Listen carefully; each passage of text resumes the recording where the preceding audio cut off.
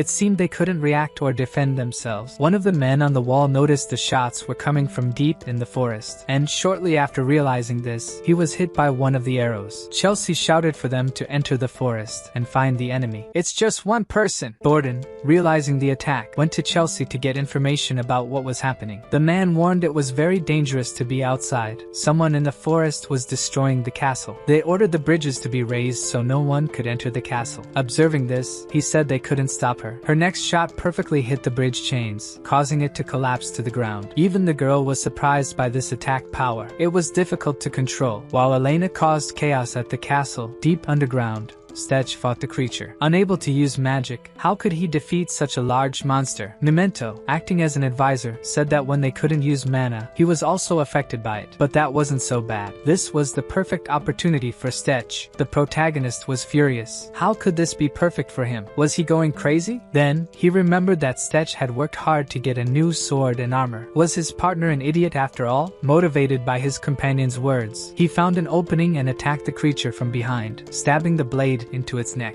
Resilient, he then activated the gunpowder explosion embedded in his sword. Seeing the effect, Memento commented that this was what he was talking about. That crazy dwarf was able to make something this powerful? Stetch remarked that this could blow his arm off at any moment. The other Burnapa attacked quickly. He dodged the creature's attack by jumping to the ceiling. Using another ammo capsule, he prepared his dagger. When the creature had its back turned, he had the opportunity to attack again. But before he could get close, the monster quickly turned and roared ferociously at him. It had many teeth, its breath was heavy, and the sound was very loud. So, to create a new opening, he faced the monster, and when it attacked, he slid under it. Stetch used his sword and didn't need to use the explosion. The flesh underneath wasn't tough, and he cut the Burnapa's belly like butter. I presume even its privates were cut in half. Now he regretted not exploding and burning the monster, as he was covered in the stinking creature's remains. Even Memento acknowledged that his partner now smelled like sewage. Stetch would trade all the treasure there for a bath at that moment. He tried to use the curse-eating ability, but it didn't work due to the mana-dissipating stones present. In this case, the Burnapa's mana would be wasted. Memento wondered how Stetch would carry so much gold up. It was too heavy to climb the well. This question made our protagonist think better. What should he hide now? He had already made a mess down here, and up there. Elena must have caused chaos too. He said that, in this case, he would leave through the front door. All he needed to do now was find a way to get to the castle. Using a hidden lever, he pulled it, and an elevator opened in front of him. This led him into the castle, which was connected to the town chief's castle. The protagonist hid as some soldiers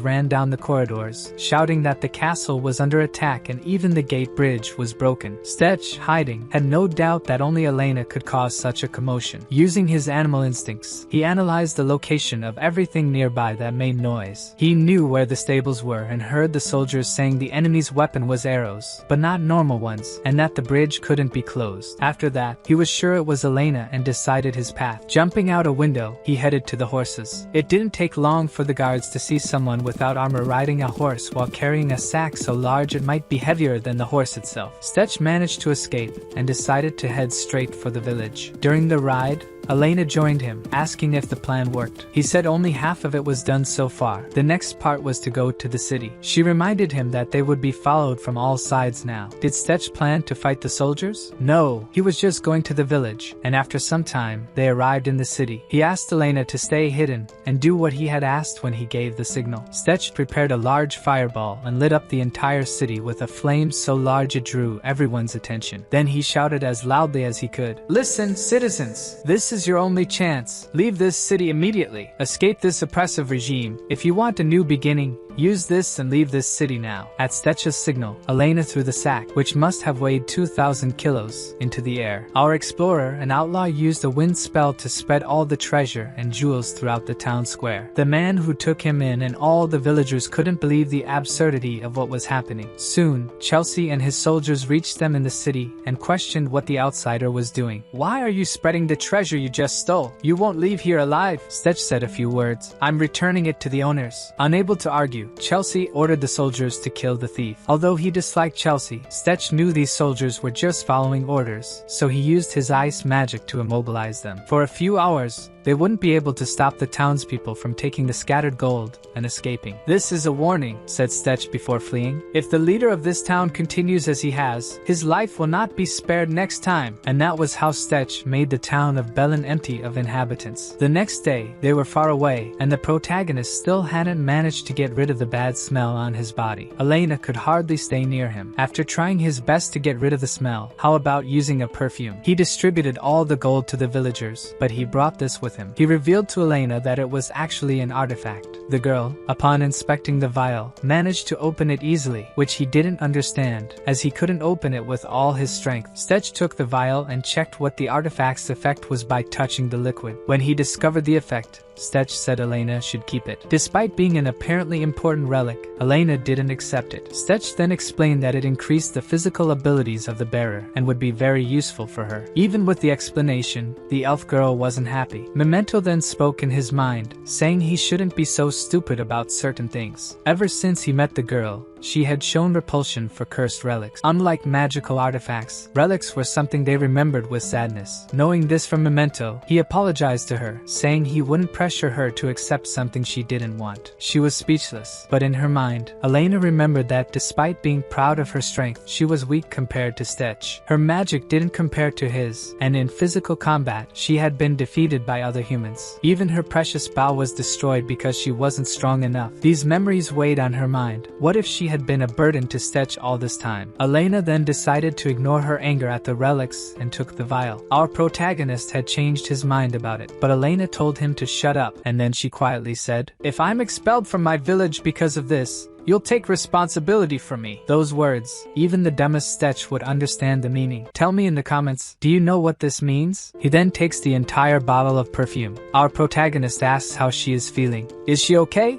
The girl responds that it is an artifact that enhances her senses and cleanses the impurities from her body. Its name is Amrita. Stetch says that's great. The effect should start soon. And just as he said, the artifact begins to spread on her arm first. Seeing the elf's face of suffering, Stetch remembers the time he assimilated with Memento Morton. For him it was like truly dying. But she must not panic. Everything will be fine. Elena simply collapses to the ground and passes out. Sometime later, she regains her senses. When she opens her eyes, she feels her senses are overly sharp and her brain cannot process everything. Even her heartbeat sounds too loud, and she can feel each grain of dirt on her fingers. Stetch notices that his partner has finally woken up. So, how does she feel? Are you tired? Can you control your artifact? Our protagonist was worried, but Elena says that her senses are very enhanced and that smell is killing her. Can he please stop stinking? While things are being resolved between the duo, we are shown the royal family again. The prince has received a letter he was expecting. Laptors is not satisfied with the information he received.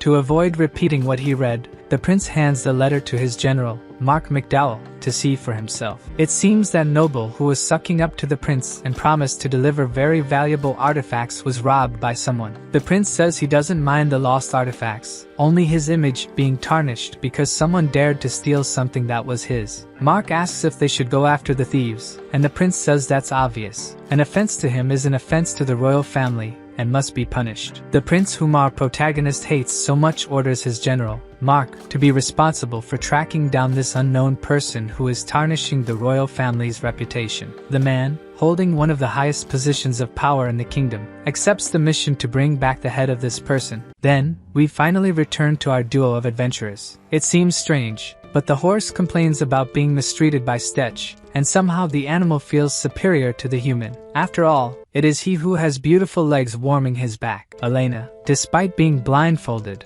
can feel everything around her with her other senses. The elf has decided to deprive her eyes for now because her senses are too heightened for her to process. Since she can continue to travel even blindfolded this way, Stetch looks at the map to see the path they followed to their next destination. He chose the most difficult path possible to make sure they weren't being tracked. However, this path is worse than he thought. From now on, they wouldn't be able to continue on horseback. Elena asks him to wait. She can feel something he doesn't imagine is nearby. Elena removes her blindfolds to confirm. Its wings flapping and approaching. To confirm the girl's suspicions, Stetch activates his animal instinct to also enhance his senses. To his surprise, he detects nothing. So how can she hear that far? She explains that it's the roar of a monster and a faint sound of humans. She asks Stetch if he will save them. The protagonist says it doesn't make sense for soldiers to be in this forest. That means they are people who deserve to be saved. The problem is how to cross this bridge, and this fog is very dangerous. In that case, Elena tells him to step back. It seems the monster has noticed them. When Elena pulls out her bow, Stetch recognizes that it looks really cool. Even cooler is when the artifact's curse accumulates in her left eye. When her cursed artifact concentrates on her vision, the Sharingan comes into play, and her arrow seems to travel miles to the target. He wonders, did it hit? Just one shot exhausted Elena, and she said yes, and the humans also noticed. While Stetch was trying to see what was in the distance, Elena can't even stand up and almost collapses. Just one activation is very tiring. She needs to get used to it first. They then walk slowly across the bridge. They abandon the horse. As they walk towards the direction of the battle, at the site of the confrontation,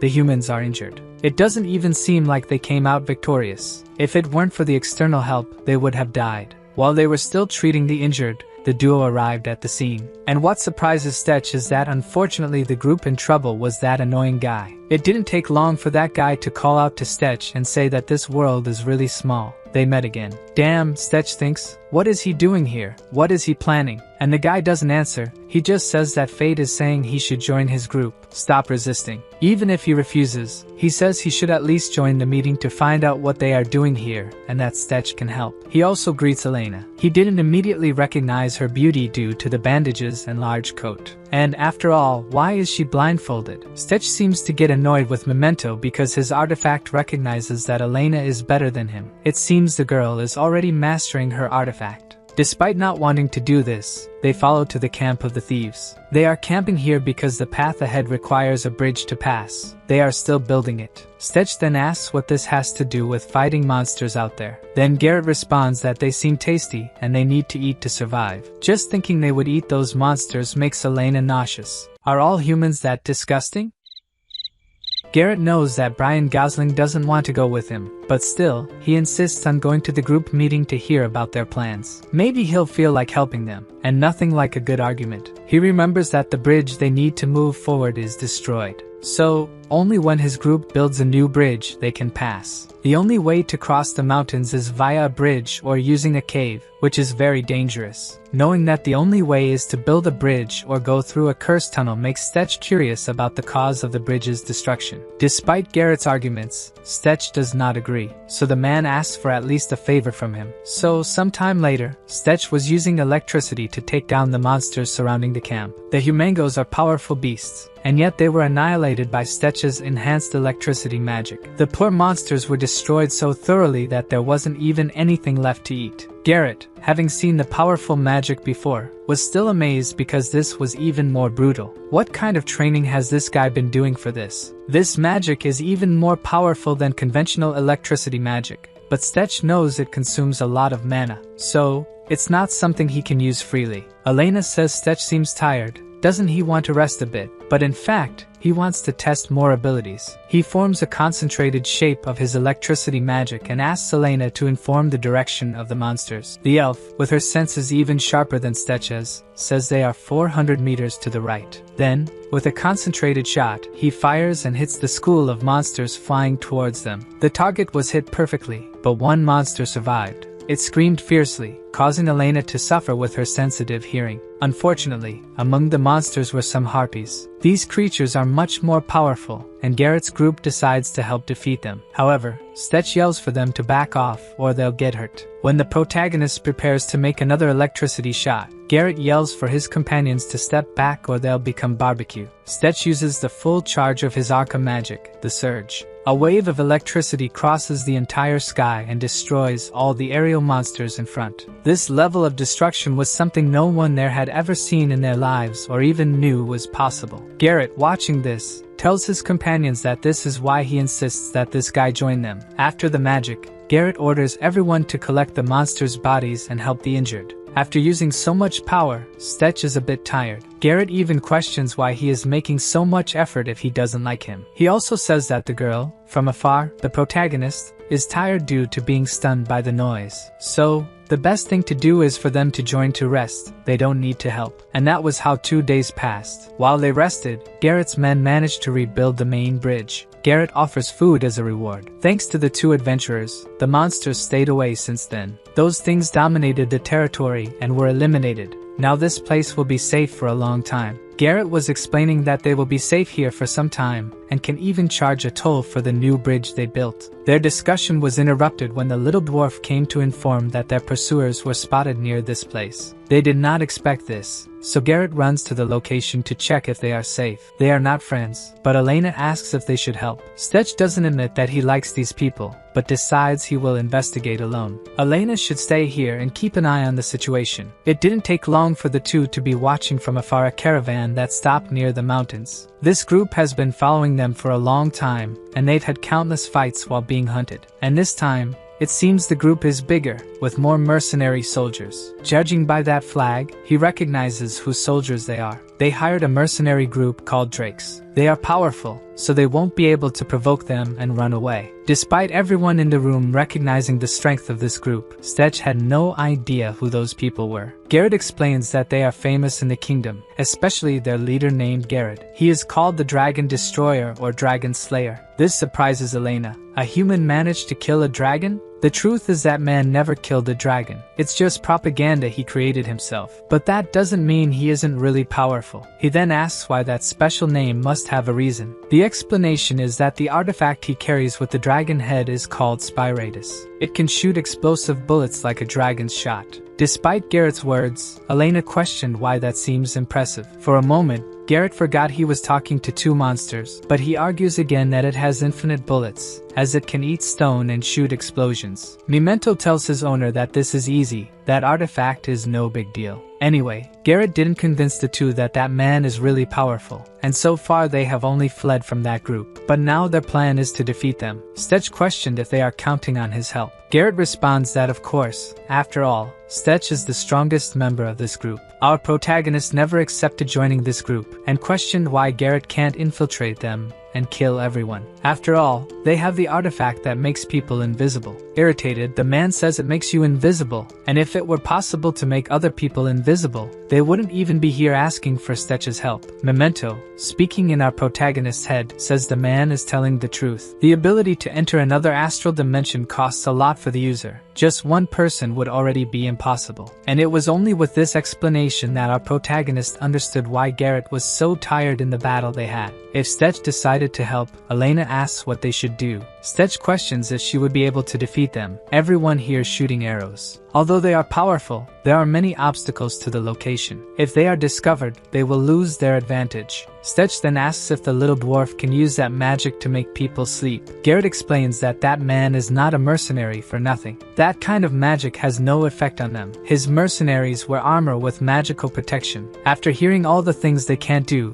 our protagonist says he already has his plan. Garrett doesn't understand Stetch's plan because he talks about cages and making them run. Then we are shown Garrett's camp. There are kingdom soldiers and mercenaries who are celebrating. For them, each day alive is an achievement, so they drink until they sleep. The soldiers will stay on guard. It's very strange, but even Garrett's artifact deserves to eat too. It feeds on stones for pleasure. It seems this thing has an appetite too. The men's camp was peaceful. Then suddenly something almost pierced Garrett's head. An arrow from Elena almost ended the battle. The men realized they were being ambushed, so they shouted to search where the arrow came from. Before they realized, the weather was cold, and ice magic took over the whole place. They were stuck to the ground. Garrett doesn't understand who would dare to attack a fearless group like his. Elena aimed directly at the head, and even so, the man defended the surprise attack. This proves the Dragon Slayer is strong. Stetch, impatient, decides the only way is to face them directly. Long-distance attacks won't be enough. Garrett had to admit that Stetch has giant balls indeed. He can't even imagine what lies between them. Don't judge me. Those were the character's words. I didn't make it up. Garrett was surprised to see that the attack against his powerful group was being done by only 2 people. Now that the enemies appeared, he breaks free from the ice easily. He was just waiting for the enemy to think he had an advantage. What most bothered Garrett is that the mercenary was insulting, calling them bandits, but the man identifies himself as a righteous man helping the poor. Even Stetch agrees with Garrett that they are bandits. No need to try to deceive people. Garrett was completely confident in his victory against these 2 people. Stetch tries to attack them with his electricity-imbued blade. It had no effect, and he almost had his face crushed with a punch. The man didn't have the speed of the 2 thieves, so Garrett hit him from behind easily. but Garrett's defense made up for his lack of mobility. The attack was useless, and the enemy's counterattack was almost lethal. Luckily, he could enter the dimension of idiots to escape. I mean, the astral dimension. Garrett realized they were not just ordinary bandits, and was alarmed when he was hit by arrows. He was worried because there was another member, and assumed it was the same one who shot at him first. He wondered how they managed to get close to him like this. The protagonist ran towards him, aiming at the center of Garrett's armor. He attacked with his sword and pressed the release button, causing an explosion. Garrett coughed up all the food from before, worrying his soldiers. Stetch assumed the attack should have pierced through, but he was surprised, as Garrett backed off in time to soften the blow. The giant smiled and praised the protagonist's weapon, but now it's his turn to show his strength. The protagonist ran towards the mercenary soldiers, and despite being criminals, the man had genuine concern in protecting his soldiers. Garrett ran to attack the protagonist using his fists this time. Stetch tried to block and was pushed back, maybe breaking his arm. Before he could recover, Garrett ran again for an even stronger attack. Elena was worried because he was too close not to hit Stetch too with an arrow strong enough to overcome the armor. Garrett also didn't know how he could help in this fight without some attack strong enough. Memento recognizes that this Garrett is strong. He acknowledges his flaws and compensates with the right items and strategies. Stetch, even close to being crushed, told Memento to save the praise for when they defeat the enemy. The protagonist decided to try to block the artifact's blow with his sword with electricity magic. He was able to repel the attack, but it didn't cause any damage to the giant man. Then he wondered if his magic would work. He used the explosion ability and attacked, but Garrett absorbed the attack with his artifact. This shocked Stetch, as Garrett was a much more difficult opponent than he thought. Garrett reveals that he expected the man to have a magical artifact. He claims to have defeated countless people like Stetch. Garrett ran to attack him, but missed because he is very slow. The soldiers cheered for their leader, and despite the disadvantage, Stetch insists on the same attack. Even Garrett questioned if he is dumb enough to try the same attack that doesn't work several times, and despite being underestimated, Stetch was smiling. Garrett was ready to attack again, but unexpectedly, he fired his artifact at the ground, destroying the entire place's ground, and with that, the ice holding his soldiers was destroyed. All his men were free now. They were ready to join the boss in battle, but Garrett ordered them to stay out, as it's very dangerous for them. Understanding their leader's words, the men retreated because they knew the man was ready to do something much more dangerous. The giant challenged Stetch again to continue the battle, and so the protagonist did, attacking directly with more speed. He didn't expect the man to choose close combat. Is it really a good choice to want to fight at close range? The closer he is, the farther he is from using his soldiers as a shield. Stetch, with his malicious smile, replied that this was what he wanted. Now his men are in his cage. Garrett didn't immediately understand what that meant, but soon the screams from afar made him realize what Stetch meant. All the soldiers were in shock on the ground, literally. They were well done inside. Garrett didn't realize another wizard was with them. The truth is, there's no other wizard, but Stetch's ability used on a large scale, creating a cage that hits anyone trying to leave its area. The weaker soldiers can't resist like Garrett and can't escape. Even Garrett found Stetch's methods cowardly. This bastard is the true villain here. Now that they can't escape, what remains for them is to try to help their boss in combat. This explains how Stetch wanted to make a cage. Now, Garrett comes into action and, with his artifact, defeats the weaker mercenaries. Garrett feels weak dealing with these wimps while Stetch faces the real boss alone. Even Elena, who is distant, can handle the common and weak soldiers. For Garrett, it's even more surprising to realize that the woman aims directly at the joints. It's not just a boyfriend, she is also scary. After a few seconds, all the soldiers were defeated, and one was taken as a hostage. Garrett was furious and questioned if they had no dignity. How can they fight so dirty? Stetch even gets annoyed hearing these words from a mercenary. A life and death duel has no rules, and dead people can't complain. He prepares to cast his wind magic, and Garrett repeats that magic has no effect on his magical armor. Despite all Garrett's confidence, this attack has a great physical power, and even his strong armor doesn't block the powerful impact. Garrett now realizes his opponent was conserving energy before. That wasn't his most powerful attack. Stetch shouts that now he got him. Then Garrett helps and attacks directly the giant dragon slayer. The combined attacks force throws the man against the wall. At this moment, Garrett wonders, who is this guy? That magic is more powerful than a traditional wizard's. The man's armor was broken. Garrett then decides he can't hold back anymore. He will use everything he has now. Before he realized, one of the black spheres was above him and hit him powerfully with the electricity magic. Garrett can't help but be impressed with Stetch. Even so, Garrett, burned like barbecue meat, was still standing, but the sword would deliver the final blow. Facing his last moments, Memento shouted in Stetch's mind, "Dodge that now!" A shot almost took a piece of his ear, and then exploded in the background with deadly energy. This firepower goes beyond what they told. That's why he didn't use it. For sure it would kill his companions. Now on the brink of death, that's no longer a concern. Garrett was shooting in all directions, hoping to hit the enemies, or cause the most damage possible before dying. Stetch didn't count on that. This way he has no way to counterattack. While the two men didn't know what to do, suddenly a green light hit the dragon's head. Garrett, curious about what that was, had only a few seconds to realize it was an arrow blocking the cannon. The explosion was so powerful that it must have burned the hair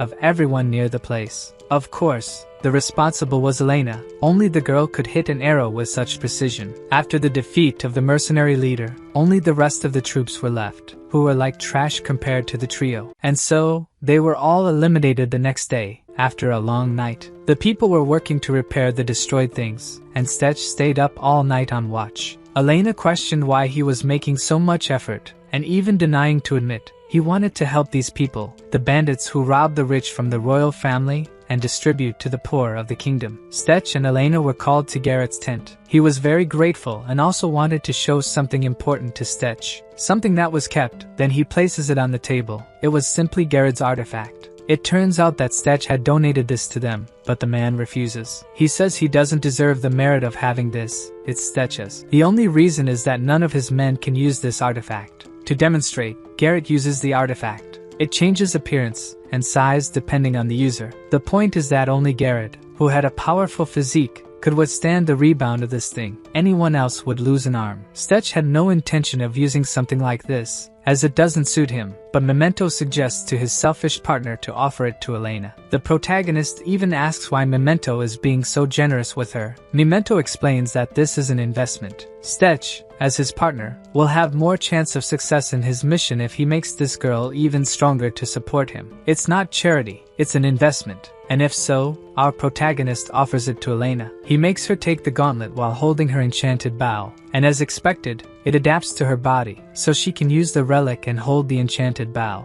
Garrett acknowledges that Elena is stronger than all of them, and can use this to strengthen her shots, and use as a shield because the item is resistant to magical attacks. Stetch then accepts the gift and questions, "What are these papers and maps on Garrett's table?" These things were in Garrett's possessions. Stetch then realizes they are direct orders from the royal family. This crest is unmistakable. Garrett was specifically a client of Alfred Messer, one of the kingdom's princes. The information was about an escort mission of supplies on the northern front of the country. The information here is about the route of the supply wagons. There are 35 industrial-sized wagons going from the south to the north of the country. Given the importance of this cargo, Stetch soon thinks it would be a great loss for the kingdom and Garrett if he could harm that guy with this. He will try. The protagonist then questioned how long they would take to reach the location to intercept these wagons. Garrett assumes the only way is to intercept them in 20 or 25 days at this place in Lysia Canyon. Despite the question, Garrett didn't expect Stetch to suggest they take all these supplies. Stetch even says if Garrett owed him, this is the chance to pay his debt and still make a profit. They can make this straight and intercept the wagons and steal all the supplies. This would be perfect, no mistake. Despite knowing this is bad, it's an exaggeration. Garrett accepts, but says that according to the map,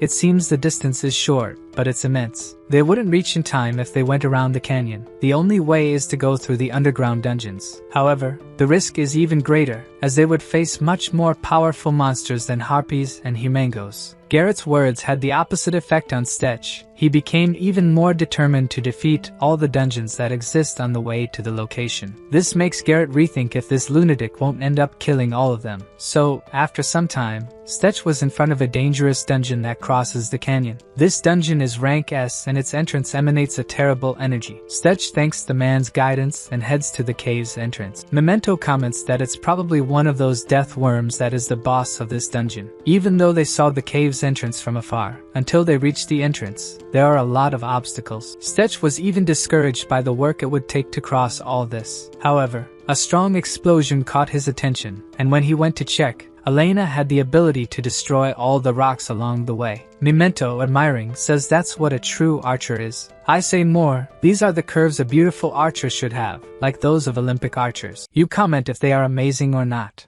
Later, everyone arrived at the dungeon, feeling an intimidating aura. Garrett wondered how such a cave could be natural. He never understood the mechanism of dungeons. Yawning, Stetch was asked by Garrett if he was alright. He explained that he was tired from spending the previous night gathering materials, but assured them he would be fine. Smiling, he stated that if they made it through the dungeon, they would reach the northern supply caravan quickly. Surprised, Garrett began to regret coming. Stetch suggested he stay behind, but Garrett, wanting to avoid concerns, said he would be the first to run if things got dangerous. This reassured Stetch. They entered the dungeon, while their comrades wished them luck and promised to build the bridge. Inside, the darkness made it difficult to see. Stetch slid his arm along the wall, and soon they heard a loud noise, which impressed Garrett. The dark energy seemed to indicate an S-grade dungeon. Suddenly, Stetch mentioned 65%. Confused, the others asked what it meant, and he explained that it was the survival rate for dungeons ranging from D to A, but this one seemed much worse. Concerned, Garrett asked about the survival rate for S-grade dungeons and was alarmed to hear it was 15%, dropping to 1% if they encountered the dungeon guardian. Memento, irritated,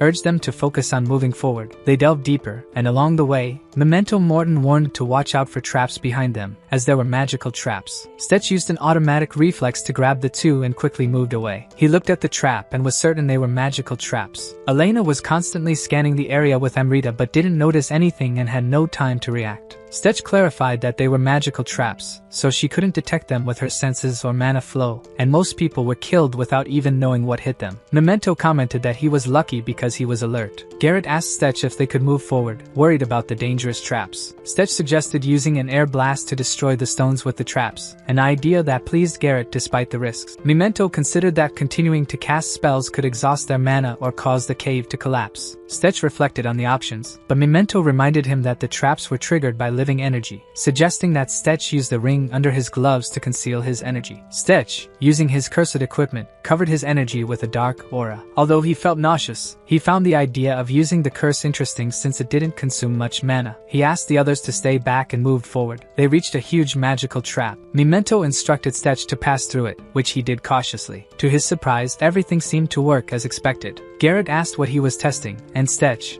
excited, called them to follow, saying he had found a solution. I never want to do that again, you damn. At the end of the dungeon, they spotted a group of rock eaters, where the real adventure began. They jumped and used the tracking ability, guiding them to the center of the trail. Later, Stetch applied an elixir to Garrett's dagger, explaining that it was an extract of mahjong flower, capable of melting metal and minerals. Surprised, Garrett asked if it was safe to use that on weapons. Stetch assured him it was, as the extract only melts what's necessary, like the soil for the roots of mana flowers. He instructed Elena to pour some into the mouth of her artifact so her arrows could pierce the rock eater's shells. However, he warned that the effect diminishes with excessive use, so she should conserve her arrows. If they encountered any rock eaters, the plan was simple: focus on getting past them and proceed to their destination. Stetch used his pathfinding ability, guiding the group until an unexpected earthquake shook them. Puzzled, they wondered what could be happening. Elena, always alert, suggested that something was approaching. Stetch was pleased with the hypothesis, as it spared them the effort of searching for the enemies. Suddenly, a monster emerged from the ground. Stetch, reminding the group of the instructions, asked them to move forward while he dealt with delaying the monster. He raised his hand and launched an ice wave at the creature, attempting to freeze it. However, the rock eater shattered the ice and advanced, which worried Stetch. One of the monster's tentacles lunged at Stetch from one side, but Elena, quick and precise, aimed and hit the target, eliminating the tentacle. Stetch praised her growing archery skills, impressed with her accuracy. With the threat temporarily contained, everyone tried to flee. As he ran, Stetch enchanted his sword, preparing for the next attack.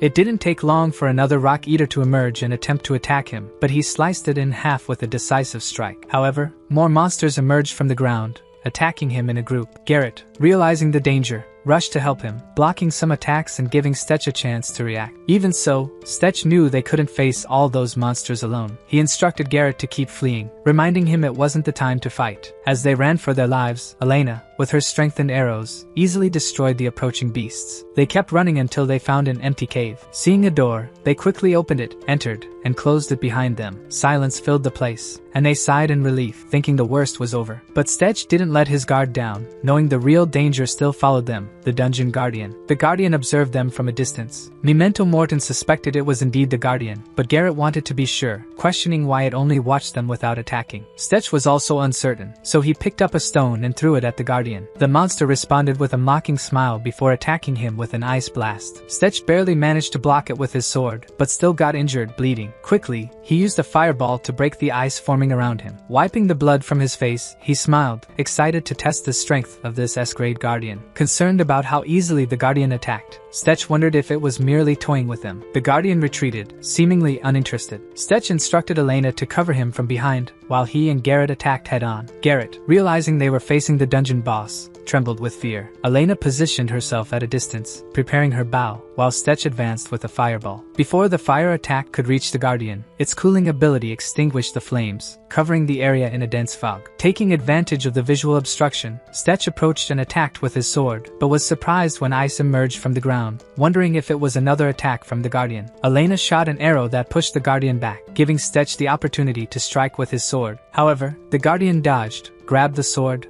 and smiled. With a pull, it froze Stetch's sword, and the ice quickly spread up his arm, which concerned him as he knew the guardian was trying to immobilize him. Garrett then appeared from behind, using his steel technique to attack. The guardian, sensing Garrett's approach, made spikes emerge from its back to block him. This distraction allowed Stetch to kick the guardian and retreat, helping Garrett to his feet. Garrett tried to strike the guardian's face but was quickly overwhelmed, feeling useless for not even being able to buy time for Stetch. Stetch was stunned to see Garrett manage to stab the guardian in the head, though the monster avoided the blow in a way that indicated it felt threatened. Seizing the opening, Stetch used Tesla to electrocute it, while Elena attacked simultaneously. Distracted by Elena's attack, the guardian was paralyzed by the electricity. Stetch advanced, using the crosswind technique to dodge the guardian's ice attacks. However, one of the attacks pierced his leg, surprising him as he hadn't expected the guardian to still be able to strike. Determined, Stetch delivered a decisive blow, piercing the guardian's head with his sword, using all his additional attributes. For a moment, they thought they had won, but to their surprise, the guardian's head engulfed in flames, which quickly spread around. Stetch immediately warned Garrett to be careful with the rapidly spreading flames. He used an air blast to launch Garrett away from the danger. Elena, stunned, tried to understand where all those flames were coming from, and then,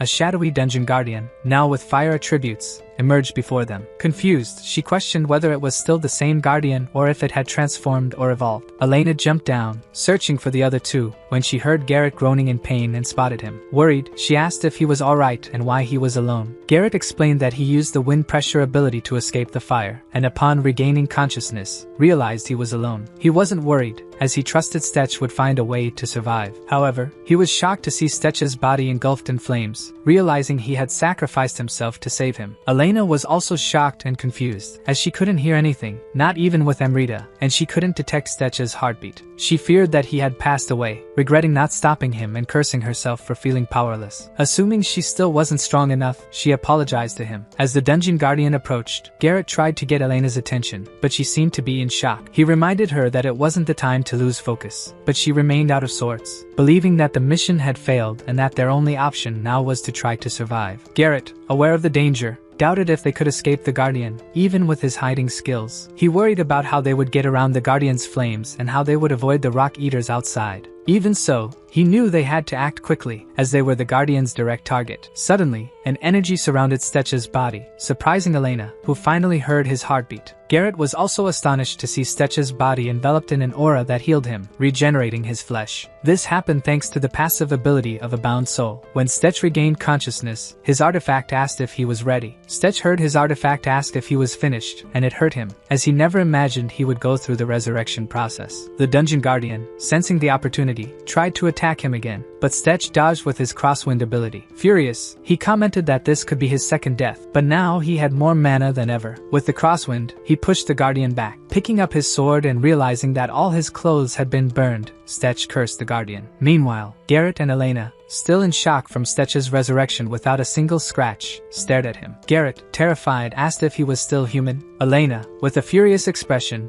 made Stetch feel uncomfortable. Would they have preferred if I hadn't come back to life? "I'm very sorry," explaining that he had no intention of deceiving them. Elena, however, focused on the battle, said he could explain later, as the dungeon guardian was the priority. Garrett knew the guardian was the focus, but he was confused when he saw two of them. He asked if it was normal for a dungeon to have two guardians. Stetch, also perplexed, didn't understand what was happening, as it was the first time he had seen something like this. Faced with the situation, he instructed the two to deal with the Ice Guardian, while he would handle the Fire Guardian. He knew they needed to keep the Guardians separated, even if it was risky to fight one of them alone. Stetch charged at the Fire Dungeon Guardian, attacking it with his Ice Wave despite the elemental incompatibility. He wanted to show who was the boss and used Curse Devour, absorbing the dark energy from cursed items to strengthen his ability. Even after using some items, they still had 5 left for future situations. Stetch then enhanced his active Ice Wave ability into an avalanche, which surged towards the Guardian with massive waves of ice and snow, destroying everything in its path. The Fire Guardian emerged with huge flames, but the avalanche engulfed it. Stetch instructed his companions to hold off the Guardian while he, grabbing the Fire Guardian's head,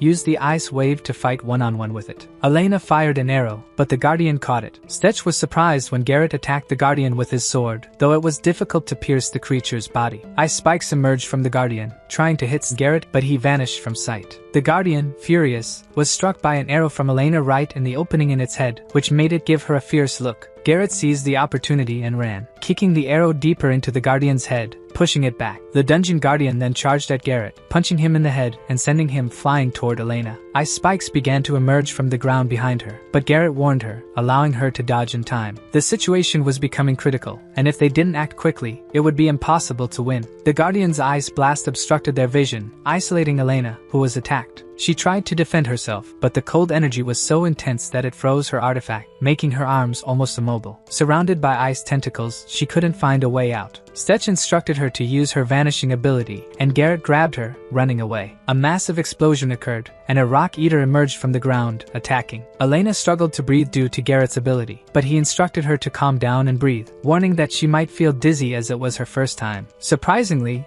the Rock Eater attacked the Ice Dungeon Guardian while the second Guardian just watched. Stetch appeared from behind, attacking the Ice Guardian, taking advantage of its distraction. He began punching it with force, crushing even steel with his bare hands thanks to the reinforcement effect. Memento instructed Stetch not to back down and to keep pressuring the Guardian. Stetch followed the instructions, punching the Guardian multiple times and violently knocking it down, causing the dungeon hideout to start burning. He wondered if the temperature was about to rise, but before he could think further, he was attacked by the Guardian's fire, burning his arm. Memento warned him not to hesitate, as the Guardian would counterattack if he exposed himself. Stetch then used an ice wave against the Guardian, but realized something was wrong. Even with an opposing attack, the Guardian seemed unharmed, and instead of weakening, its flames grew stronger with each attack. The protagonist realized he was approaching this the wrong way, so he decided to try again with maximum power. He attacked the Guardian with a fireball, which startled the Guardian, causing it to jump away, dodging the attack. This shocked both of them, and the protagonist was surprised to see the Guardian evade the attack. After reflecting for a moment, he understood the reason. The Fire Guardian had separated from the Ice Guardian's body. The body temperature began to rise as soon as they distanced themselves. It seemed that one had been acting as a coolant for the other, even though it was a lesser attack. This time, he tried to land the attack directly with all the force he could muster. The protagonist attacked the Dungeon Guardian using his fireball ability, and raised his body temperature, which became unbearable for the Guardian, causing it to start trembling. The protagonist was thrilled to see that his technique was working, realizing that this was the true trick to defeating it. If he could keep the two Guardians separated and increase the temperature, he could subdue them. There was no reason to prolong this, as it was time to end everything once and for all. He used Curse Devour and Inferno to attack the Shadow Dungeon Guardian, giving it his all. Suddenly,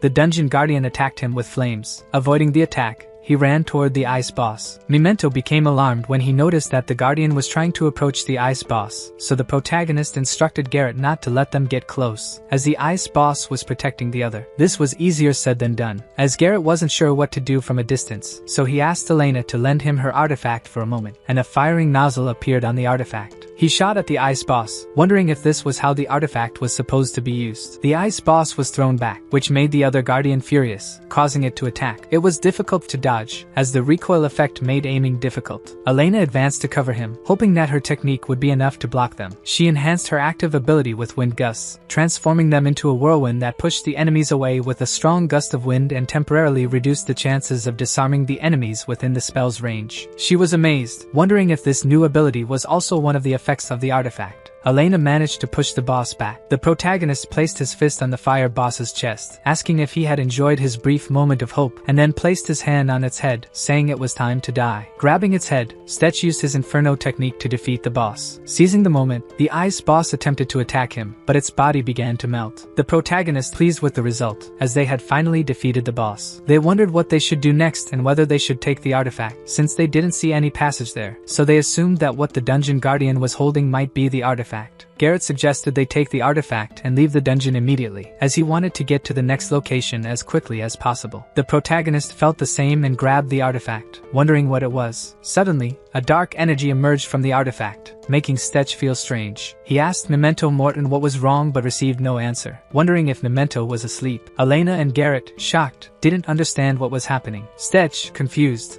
realized that his artifact had activated. Curse Devour. As he felt his mind fade, he abruptly collapsed to the ground. Later, while resting at the camp, Garrett went to check on Elena. Concerned, he asked if she was alright, knowing that she wanted to take care of Stetch, but reminding her to also take care of herself. He offered her a drink to lighten the mood. Stetch had been unconscious for 5 days, and Garrett wondered if he would ever wake up. Elena knew that he was improving, though he still had a long way to go. The situation was better than on the first day, but there was still a dark red mana circulating throughout his body. He had likely passed out because his body couldn't process all that strange mana from the black artifact. Garrett was worried because they couldn't afford to waste any more time. They had already waited 5 days for Stetch, and if they continued delaying their plans, they would miss the opportunity to attack the supply caravan. Elena mentioned that there was a way to speed up Stetch's recovery, but she wasn't sure if it would work. Surprised, Garrett asked why she hadn't mentioned this before. Elena explained that she had never been in a situation like this and didn't want to risk something she didn't fully understand, fearing it could worsen Stetch's condition. She had hoped he would recover naturally, but she knew that if they kept waiting, it would ruin their plans. So, she decided to try to help him recover as quickly as possible. Garrett liked the idea and left Elena in charge of waking him up while they prepared to leave. He was confident that if they set out now,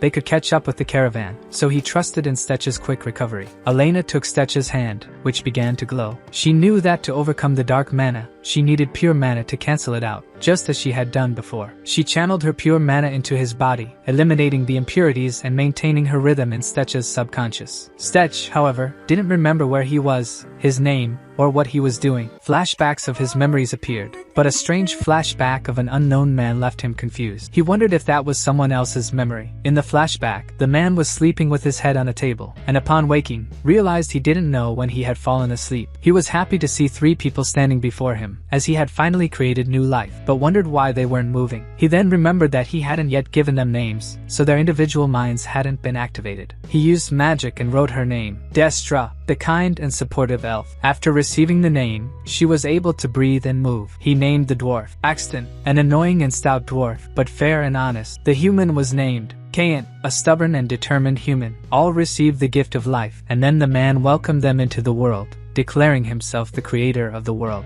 They asked their master to entrust his name to them as well, and before the man could say what his name was, we fast forward 500 years into the future. Kayan was in the forest when Axton appeared, calling him empty-headed. Furious, Kayan retorted, questioning Axton's ridiculous clothes and his father's taste in fashion. Irritated, Axton suggested a fight to see who would still be standing at the end, an idea that Kayan gladly accepted. Before they could start, Destra appeared, asking why they were fighting in their father's territory. She suggested that if they wanted to fight, they should choose a place where their father couldn't see them. Embarrassed, the two gave up the fight, agreeing not to brawl. They arrived at their father's house, where he greeted them with joy. He asked how they were and apologized for not visiting them sooner. The father, however, didn't mind, knowing they were busy with their own lives. He invited them to sit and brought out fruit to eat. Seeing the mess, Destra commented that the father needed to clean more often. She began tidying up the place using magic, which surprised Axton, who found it strange that after all this time, all she wanted to do was clean. When he remarked on this, Destra suggested that instead of cleaning, she could get rid of him. It had been 500 years since the man gave life to Destra, Axton, and Kayan. They inherited his ability to create, and over time, each of them created life forms similar to themselves, filling the once empty world with life. Soon, they were revered as gods by their creations. The man asked how things were going, as he hadn't seen them in a decade. Cain commented that the people were almost the same as 300 years ago, farming and building resting places, but recently, more work had been needed due to the appearance of monsters. The man, surprised, wasn't aware of the monsters, so Axton explained that about 50 years ago, strange creatures began to appear and attack everything. They didn't know where they came from, but their numbers increased each year. The man realized why everyone was armed, something that hadn't been necessary for centuries. Cain mentioned that although they didn't need the weapons, they needed to set an example as rulers. He noticed some manuscripts and asked what their father was creating. The father abruptly snatched the paper from Axton's hands, making Axton suspect it was something precious. The father assured them that he would show it when it was ready, but for now, it would be a secret. He wanted to hear more about their creations. Destra, despite enjoying the visit, said she needed to go, as her creations were waiting for her. Axton also asked their father to visit his home when he could. The father promised to go once he finished his research, and asked Cain if he was also leaving. Cain confirmed that he was preparing to depart. Shortly after they left their father's house, he closed the door and collapsed, feeling the weight of keeping his secret. Meanwhile, Elena was infusing her energy into Stetch's body, trying to cleanse the impurities. Suddenly, her energy was repelled by Memento, but she persisted, placing her hands on Stetch's chest and trying again. Elena was worried because Stetch's mana was resisting absorption, almost as if it had a mind of its own. Garrett asked if there was any progress, and if Stetch was showing signs of waking up, but realizing he was pressuring her, he decided to remain silent. Shale took the reins of the carriage and asked the chief to rest. Upon entering, he saw Elena sitting quietly in a corner, and asked if she was alright. She said she was, but it was clear she was tired. It had been 8 days since Stetch had been unconscious, and Garrett, though worried, asked Stetch to wake up as they had already waited too long. Suddenly, Shale heard a strange sound coming from the forest and alerted the chief. Upon checking, they saw a shadow in the forest, and soon one of their carriages was struck by a shadow horse. Garrett realized they were under attack and instructed everyone to prepare for battle. As they prepared, they heard the voice of an unknown man, who was surprised to find them and made a comment about Garrett being more handsome than on the wanted poster. Furious, Garrett asked if they were after the bounty on his head, but the group was searching for the missing Garrett mercenaries. They explained that a famous group like that had disappeared without a trace, and now they wanted Garrett alive but the others dead. The mercenaries attacked but were hit by arrows from one of Garrett's companions, who injured them. Still in shock, Garrett climbed onto the roof of the carriage with his allies and asked Shale to bring them closer to the enemies. The man inside the carriage threatened them and created a shadow bird with his magic, commanding it to attack Garrett. Garrett realized that the man could command animal spirits as familiars and instructed his companions to keep their distance to avoid injury. Tasha, one of the opponents, was impressed by Garrett's care for his allies. The man then directed his bird to attack Garrett, who disappeared just after the bird pierced his shadow, realizing that this might have been how they had found his location. Annoyed by Garrett's vanishing ability, the man instructed Tasha to handle him, as controlling 2 creatures consumed a lot of mana. Garrett, on his part, spotted 2 opponents on the roof of the carriage and attacked, disappearing from their sight and placing a dagger at the throat of one while kicking the other. Tasha instructed her men not to go after Garrett but to look inside the carriage, suspecting that he was protecting someone. This worried Garrett, but before he could act, they jumped down. Garrett quickly intervened, delivering a kick so hard that it made one of their noses bleed, leaving him in agony. Garrett made it clear that they could attack him as much as they wanted, but he wouldn't let them enter the carriage. When the man tried to strike him, Garrett vanished and reappeared immediately afterward, killing him. He apologized to Elena for involving her in the mess. While he was distracted, another man attempted to attack him stealthily, but Elena, noticing the threat, threw a dagger from a dead opponent at the attacker, saving Garrett. Impressed, Garrett praised her precision. Excited, Tasha raised her weapon and remarked that, although they seemed delicate, they didn't use friendly tricks. A strange aura emerged from Tasha, alerting Shale, who asked Garrett to be careful. Using this aura, Tasha broke and flung the roof of the carriage away. Garrett decided to confront her, and asked Elena to try to wake Stetch while he dealt with the situation. Exhausted, Elena continued to infuse mana into Stetch, even coughing up blood due to the effort. Tasha, covered in the red aura, asked if Garrett thought he could stop her. Garrett, aware of Tasha's immense power, knew that trying to block the attack would be fatal, but hiding would doom Stetch and Elena. With no other choice, Garrett prepared to sacrifice himself. Suddenly,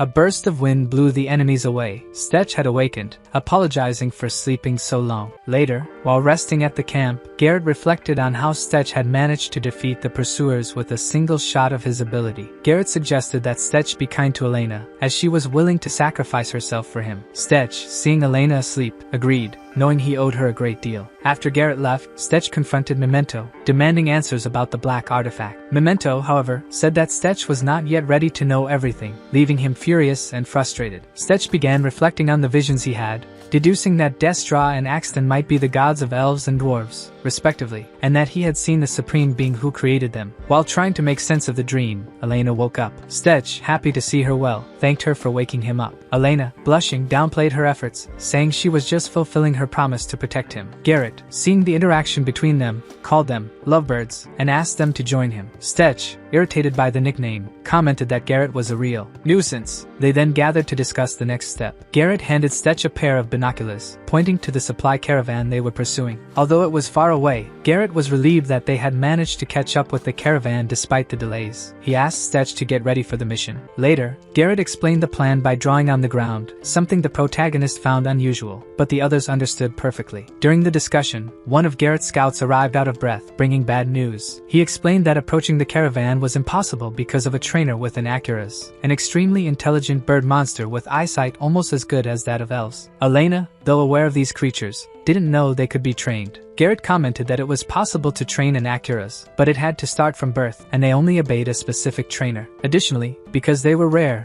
they had a large search radius. Stetch wondered if there were more problems, noticing that Elena was holding her trembling arm. Garrett explained that Acuras cost a fortune, which irritated him, as it didn't affect the plan. The scout said that the most effective strategy to defend a caravan was to assign skilled sorcerers for defense and attack, using a mana detection ability. He believed that the caravan's troops might have equipment treated with Dispellium. Garrett agreed, noting that if they were using Dispellium, it would reduce the effectiveness of the sorcerers, leaving them with few options. Elena offered to take down the Acuras, but Stetch insisted that she should rest, concerned about her condition. Elena disagreed, saying she wasn't so weak that she couldn't take down a small bird. Reluctantly, Stetch allowed her to take a single shot. With the bird out of the way, they would have a strategic advantage over the caravan, but there was still uncertainty about the Dispellium. Stetch assured them that he had ways to get around it, even if it was present. Meanwhile, the caravan continued toward its destination, led by Sir Benedict, who noticed his assistant's fatigue. He assured him that they would soon reach the northern front and asked him to hold on a little longer. The assistant reported that the Pidgeot was scanning the area around the caravan. After surveying the area,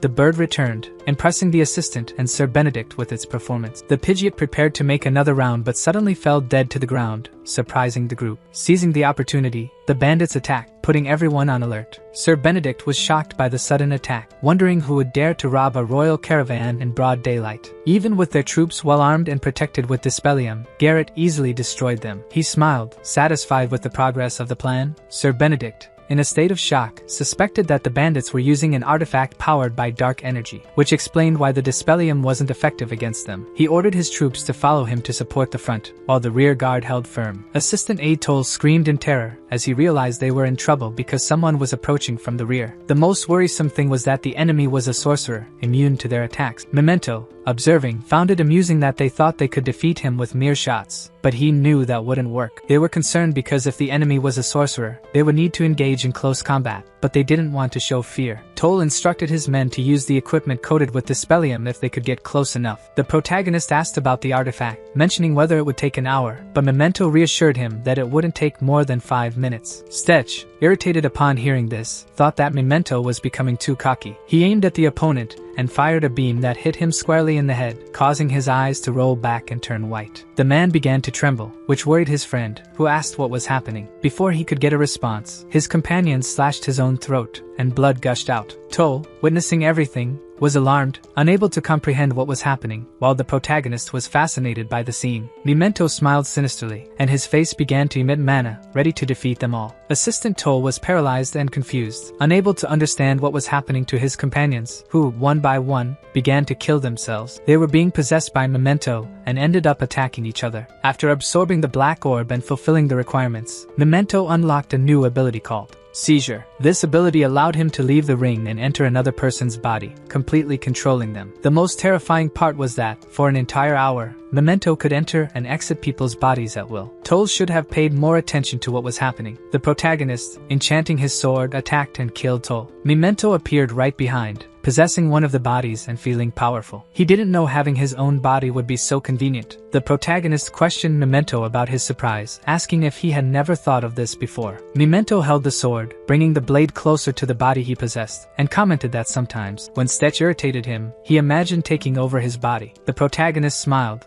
considering letting Memento do it, and slit the throat of the possessed man, killing him. Memento then remarked that if Stetch was so afraid to fight, he should retreat and stay with him, as he wanted to make the most of this new ability, which made Stetch uncomfortable. Benedict, meanwhile, was confused by the situation but knew that the supplies needed to reach the front lines. He wondered who that ghostly being was and why the soldiers behind him were fighting each other. Assistant Toll, still dazed, wanted a direct order from Benedict, fearing that those individuals would steal the entire caravan if they didn't act quickly. Benedict dismounted from his horse and organized the troops, devising a plan. He rushed toward Garrett to attack him, surprising him with his speed. Benedict attacked him with a sword, trying to corner him. Garrett, impressed by Benedict's speed, retreated, jumping back. Determined to prevent Garrett from using the artifact again, Benedict advanced and kicked him, interrupting his movement. Garrett was thrown against a tree and was surprised to see that Benedict had captured him before he could activate his camouflage. Benedict quickly approached and attacked with his sword, which Garrett managed to block using his dual swords. Benedict asked if Garrett was trying to sabotage the kingdom and if he didn't realize who he was stealing from. Garrett was perplexed to hear they were sabotaging the kingdom, recalling that the royal family of Venetia had been looting its people for centuries. Furious, Garrett asked if all they cared about was maintaining the front lines, even if it meant plundering their own people. Benedict, filled with rage, saw Toll running toward him and ordered him to attack Garrett. To his surprise, instead of attacking Garrett, Toll attacked him, leaving Benedict shocked and confused. Memento observed and pressed, as Stetch fired from another angle, preventing Benedict from reacting. The protagonist commented that the fight ended in less than 10 minutes after the ability was activated, which was positive as it avoided greater risks. Garrett, on the other hand, asked where Stetch was, knowing he was around, probably feeling nauseous. Garrett handed him a drink to help ease the side effects. Stetch accepted the drink and remarked that it could be useful, as nausea was one of the side effects of the ability. He asked Garrett and his men if they had finished organizing everything. Garrett confirmed that they were almost done and that his companions had done an excellent job, thanks to his leadership, as they had suffered almost no damage. Stetch, drinking water, asked if they were nearly ready to depart. Garrett confirmed that they had gotten what they wanted, but asked why Stetch was so curious, suggesting that he could continue working for them if he wished. The protagonist, irritated, decided to take his leave, saying he would return to the Regia Valley, as the mission had taken longer than he expected and he wanted to return quickly. Garrett explained that by sending the supplies where they were needed, many people in the kingdom, too weak to defend themselves or starving, would benefit. Since the journey was long, they should start moving soon. He pointed to Bernard, instructing him to take the group wherever they wanted in the kingdom, as Elena seemed exhausted and deserved a rest. Garrett then asked Stetch if he had decided where they should go, but Stetch was still reflecting on it. Meanwhile, in the Venizon kingdom, Laptors was resting when his brother asked if he had gone out again. Laptors was happy to see his brother and invited him to have a drink, asking why he didn't take a break.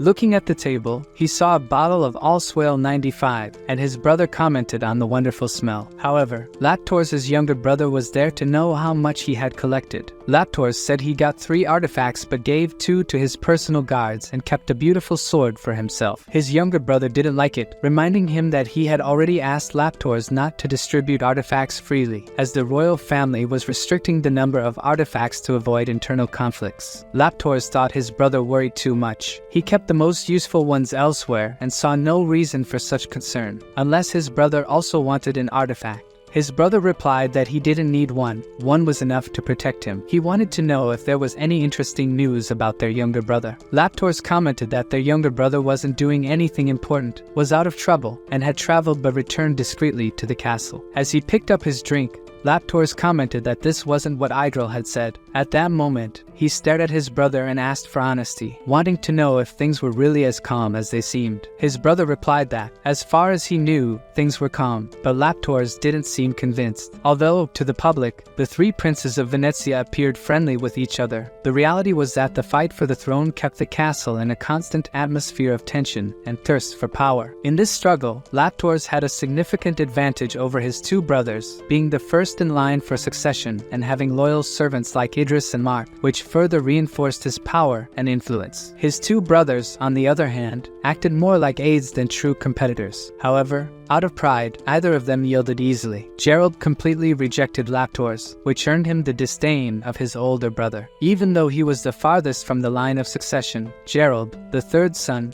decided to go to the infamous northern borders, despite his young age. Alfred, the clever brother, on the other hand, pretended to support Laptor's to ensure his own safety. He became the future king's greatest ally, demonstrating his value and skills. However, secretly, Alfred had no intention of remaining loyal to Laptor's. Laptor's, despite sensing this lack of loyalty, was more interested in knowing if Alfred was doing anything suspicious behind his back. Despite being competitors, Alfred and Gerald shared the common goal of removing Laptor's from the throne, which motivated them to form an alliance. After some time, Alfred decided to withdraw, saying he had already taken too much of Laptor's time. Laptor's replied that next time, he would open a bottle so they could drink together. In the woods near northern Venezia, Elena smelled medicinal herbs. Bernard told Elena and Stetch that they would soon find something that could be the cure they were looking for. Stetch commented that the distribution volume of medicines had increased drastically and asked how Bernard knew all about it. Elena, an elf, insisted that she was fine, but the skull in the group stated that Elena's mana flow was abnormal. Stetch asked Elena to summon her bow. Even holding the artifact, the bow she summoned was small and kept shrinking, making it clear that Elena was weak and, if she continued like this, she would lose the ability to use magic.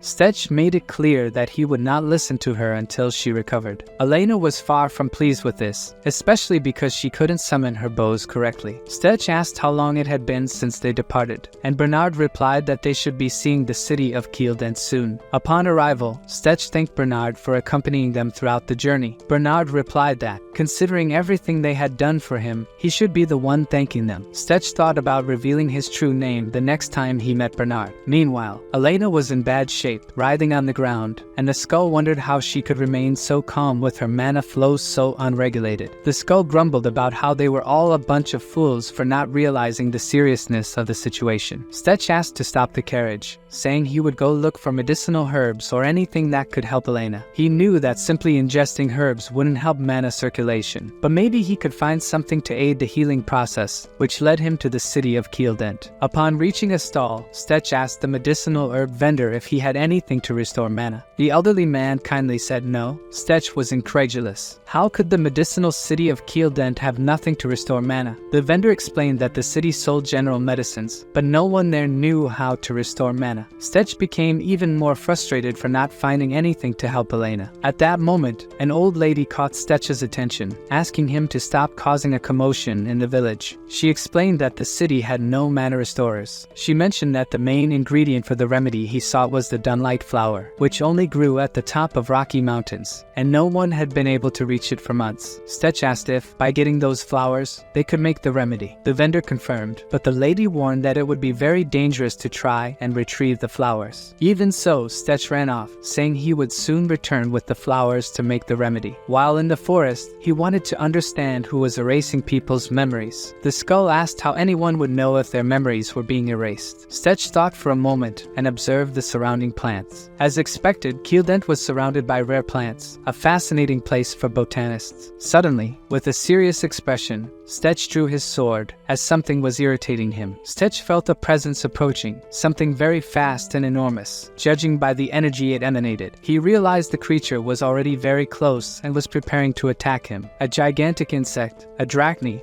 charged at him, but Stetch managed to dodge the attack by jumping to the side. He found it strange that none of the villagers had mentioned something so large and dangerous. The drachny kept making threatening sounds and prepared to attack him every time it had him in its sights. Stetch continued dodging the attacks, and after numerous evasive maneuvers, he prepared his own counterattack. He pointed the skull-shaped ring and unleashed a powerful air blast in the direction of the giant insect, creating a loud noise that echoed through the forest. After the attack, Stetch released the cursed devourer to feed his ring. The skull in his ring also found all of this very strange, as dragons usually lived in hordes of 200 to 300. He wondered where the others were. Despite the issue with the dunlike flowers, Stetch knew that leaving those creatures alone would mean the destruction of the village. It was strange that no one had noticed the situation until it had worsened this much. At that moment, he felt a new vibration, realizing he was no longer alone. Suddenly, an arrow was shot at him, but Stetch caught it in midair with his hand before it could hit his face, activating his automatic reflex ability. He shouted to whoever attacked him, demanding that they identify themselves or risk losing one or two limbs. Whoever it was knew that someone who could catch an arrow with their hands was very dangerous. Without receiving a response, Stetch prepared to launch another air projectile. The shot knocked the attacker out of the tree, and they fell at Stetch's feet. Even with a sword pointed at their face, the attacker said nothing. Stetch ordered them to raise their head and used the sword to pull off the figure's hood, revealing that it was an elf. Surprised, Stetch noticed that the elf didn't like being confronted by a human. It had been a long time since Stetch had seen an elf, and the clarity in the young man's eyes indicated more disdain than fear. Stetch told the elf to stand up and said that after trying to kill him, the least he could do was explain what was happening in the forest. The elf looked at him as if he didn't understand a word. Stetch continued, explaining that an elf friend of his was very sick and needed a remedy that could only be found at the top of the mountain. According to the villagers, everyone who tried to climb the mountain lost their memories. Stetch asked if the elf knew what was causing this. Without saying a word, the elf took advantage of Stetch's distraction and fled, leaping through the trees as fast as he could. The skull suggested that Stetch could easily freeze the elf's legs to stop him from escaping, but Stetch didn't want to scare anyone. The elf fled to his hideout, a beautiful place, and told his leader what had happened. He said that a human had entered the forest while he was on guard. The leader asked if he had shot without consulting her, and the elf confirmed, saying he didn't know what to do. He explained that the human had destroyed a drachni with one hand. The leader understood the report and asked if the elf had managed to kill the human. He replied no and said things had gotten a bit strange. Furious, the leader slapped the elf's face, reprimanding him for not killing the intruder and saying he had wasted months of hard work. She asked why he thought they erased the memories of all the humans who tried to climb the mountain. Furthermore, she mentioned that the human had said he would find them. Meanwhile, Stetch was coming down the stairs and asked what was happening. He surprised several elves and asked them to continue the conversation. He wanted to know why they were tampering with people's memories. The two elves who had been talking earlier remained silent, which Stetch found strange. The elf leader, looking at him with disdain, began preparing her attack, a sharp air blade forming at the tips of her fingers. She jumped towards Stetch, ready to strike, while he reflected on how insistent elves could be. Stetch saw the elf trying to attack him and, to protect himself, grabbed her arm before the blow could strike. Realizing that her attack had been neutralized, the elven leader ordered her archers to shoot. Arrows came from all directions, but Stetch simply closed his eyes, concentrated his energy, and summoned powerful winds to deflect all the projectiles. The elves watched as the arrows were deflected without touching him, while the wind impaired their vision. The leader, surprised that a human had neutralized their arrows, began to question whether he was truly human. Stetch, still holding her arm, looked at her and said they didn't stand a chance of even scratching him, and that they should listen to him. He explained that he wasn't there to hurt them and that, if they had answered his questions from the start, he would have already left. The elf responded that the child he had mentioned earlier didn't understand the situation. Stetch realized he was practically talking to a wall and released her arm. The elf asked if it was true that he wasn't an assassin sent by the humans. He raised his hands in a gesture of peace and said that if he wanted to kill them, he would have already done so. Now, he hoped she was ready to listen. They were in a large hall, and the elven leader said she understood but still found it hard to believe that a human and an elf could be friends. She asked him to name his elf friend. Stetch revealed that his friend's name was Elena Drainoir, which shocked everyone present, as the name was not unknown. The elves were astonished, and the leader asked if the sick friend he had mentioned before was really Elena, and what had happened to her. Stetch replied that Elena had overexerted herself, but he wouldn't say it was his fault. He then asked if the leader was responsible for erasing the memories of the people who tried to climb the mountain, and what the reason behind it was. The elf tried to defend herself, saying they meant no harm and usually didn't attack unless provoked. They were merely protecting the forest cave from monsters and couldn't allow humans to get too close. Stetch understood that there were more dragons in the cave and that the elves were protecting the village. He said he would trust her for now, but that he would have to leave soon. The elf asked him not to go to their territory, but Stetch, smiling, replied that he knew the spiders wouldn't stand a chance against him and left quickly. The elves watched the human leave while the elven leader commented that they couldn't waste this opportunity. The elf beside her asked what she meant, stating that they couldn't let a human enter the cave because, if something went wrong, their plan would be ruined. Myriad,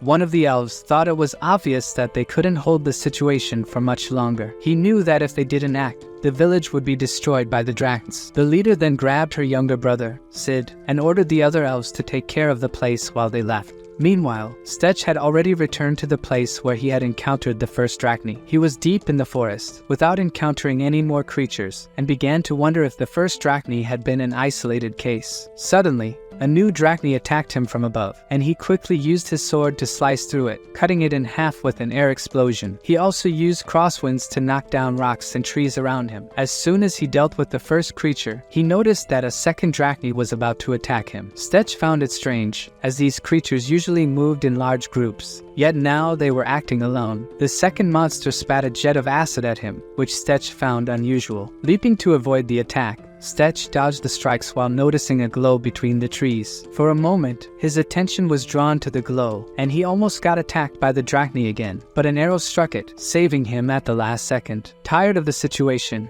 Stetch realized that, in addition to fighting the creatures, he was now also being attacked by an elf. Myriad raised his hands in a gesture of peace, while his brother looked fearfully at Stetch. Stetch, irritated, asked the elf what she was doing there with the younger elf. She replied that they had come to help him, but Stetch didn't want their help and preferred that they stay away. He launched a large air blast toward the giant spider and ordered the elves to get out of his way, as they were only hindering him. The elf was surprised that Stetch didn't want help, especially after witnessing the power of the attack he had unleashed. Stetch would accept help from Elena, but he didn't have time to learn to fight with other elves around. Myriad, visibly saddened, remarked that few people could adapt and assist like Elena, and that it was understandable that he had relied on her support all this time. Still, she explained that the place where Stetch was headed was also the drachni's nest. Though he was strong, she doubted he could fight the entire nest without damaging the Dunlight flowers. Stetch, releasing the cursed devourer, asked how they planned to help him. Myriad, still frightened by seeing Stetch absorb the monsters with his devourer, offered to give him space to fight freely while they took care of the flowers. Stetch found this unusual but not bad, since his mana had increased thanks to the cursed devourer. Myriad commented that it was rare to find a human without hostility toward elves, and that Elena had probably been accompanying Stetch for a long time. Curious, she wanted to know how that had happened. Stetch stated that there were many questions, but it would be better to ask Elena directly when she recovered. He then asked if the elves were helping only because of Elena. Myriad replied that it wasn't just because of her. She explained that the elves had lived in that forest even before the humans built the village, but when the dragons started nesting, the elves' lives were destroyed. The dragons were not only numerous, but also incredibly powerful. To deal with the situation, the elves adopted the strategy of starving the dragons, taking advantage of their tendency not to leave their territory. They tried to protect the villagers from the creatures. The skull commented that the elves were doing a good job, and Stetch assumed that the drachni he had faced earlier had probably separated from the group in search of food. Myriad explained that they had done their best, and now, with Stetch around, there might be a solution. They then decided to enter the cave to hunt the remaining dragons. As soon as they entered, the attacks began. Stetch drew his sword and sliced one of the giant creatures in half, activating his energy. Myriad was also fighting, using both magic and physical attacks to fend off the monsters. The cave was filled with spider webs, turning it into a real trap, which irritated Stetch. Suddenly, a giant drachni dragged Stetch with its webs. Myriad shouted for him to be careful and immediately cast a stone spike spell, destroying the drachni and saving Stetch. He was surprised to discover that Myriad was a mage. She explained that although she had enough power to use magic, she preferred to conserve mana and only used it in emergencies. Stetch realized that this ability would be useful against large groups of enemies, but as they tried to talk, more dragons appeared, complicating the situation. At that moment, a large drachni leaped at Myriad, but it was quickly neutralized by blue lightning. Stetch turned to Sid and asked about the lightning. He remarked that the elf's younger brother was more useful than he had imagined. Myriad Myriad explained that, although Sid was talented, he was also very fearful. Stetch concluded that both of them were experienced warriors, and from that point on, he could take charge of the battle. He warned them that he was going to do something dangerous, and asked them to be careful. Stetch gathered a large amount of energy and unleashed a fireball, transforming the previously calm forest into a chaos of flames and explosions. The three of them jumped into the air to avoid being hit by the blast. Myriad, furious, complained that they were almost caught in the explosion, but Stetch reminded her that he had warned them about the danger and remarked that she didn't seem so weak.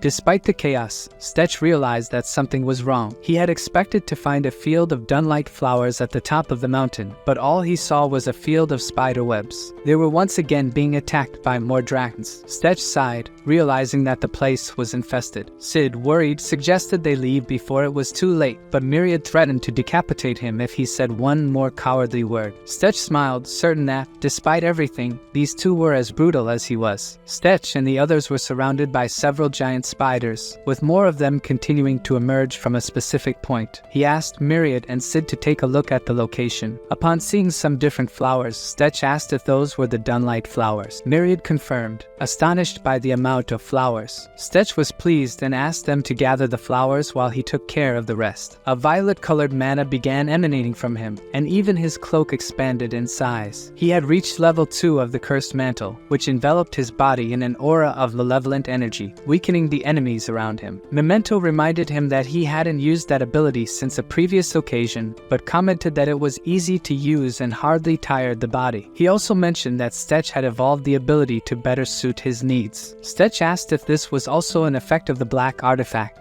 and Memento confirmed that it probably was. Stetch accepted the explanation and prepared to face the giant insects. Myriad observed, impressed by the amount of negative energy Stetch could gather. Even the enormous monsters were being hypnotized by his sinister aura. Stetch, wrapped in a cloak that resembled bat wings, hesitated, unsure if it would work. Then, he fully opened the cloak, revealing 2 enormous bat wings, and a powerful violet negative energy radiated from them. The giant beasts were drawn to the energy, but upon making direct contact with it, they became practically defenseless. After launching his unconventional attack, Stetch landed on the ground and charged at the creatures, satisfied with the result. He decided to further intensify the attack on a gigantic scale. A large black orb covered almost the entire area, making the monsters tremble and lose their strength. Stetch then shouted to Myriad that this was the moment to collect the flowers. Myriad called her brother Sid to help gather the flowers, warning him that if something went wrong, it would be his fault. Meanwhile, the giant monsters were being dominated by Stetch's energy, but the alpha of the nest, the largest of all, seemed to resist. Even weakened by the negative energy, the giant spider was still struck by a shockwave, engulfed in blue light. This was Sid's active ability, which fired a projectile of electric energy. Myriad was also using her active ability, an electric whip that bound the enemy with electricity. She lashed the whip at the alpha, the mother of the brood. While Myriad fought bravely, Sid tried to summon his courage, aimed his arrow, and attacked the large insect, knowing he couldn't leave his sister alone. However,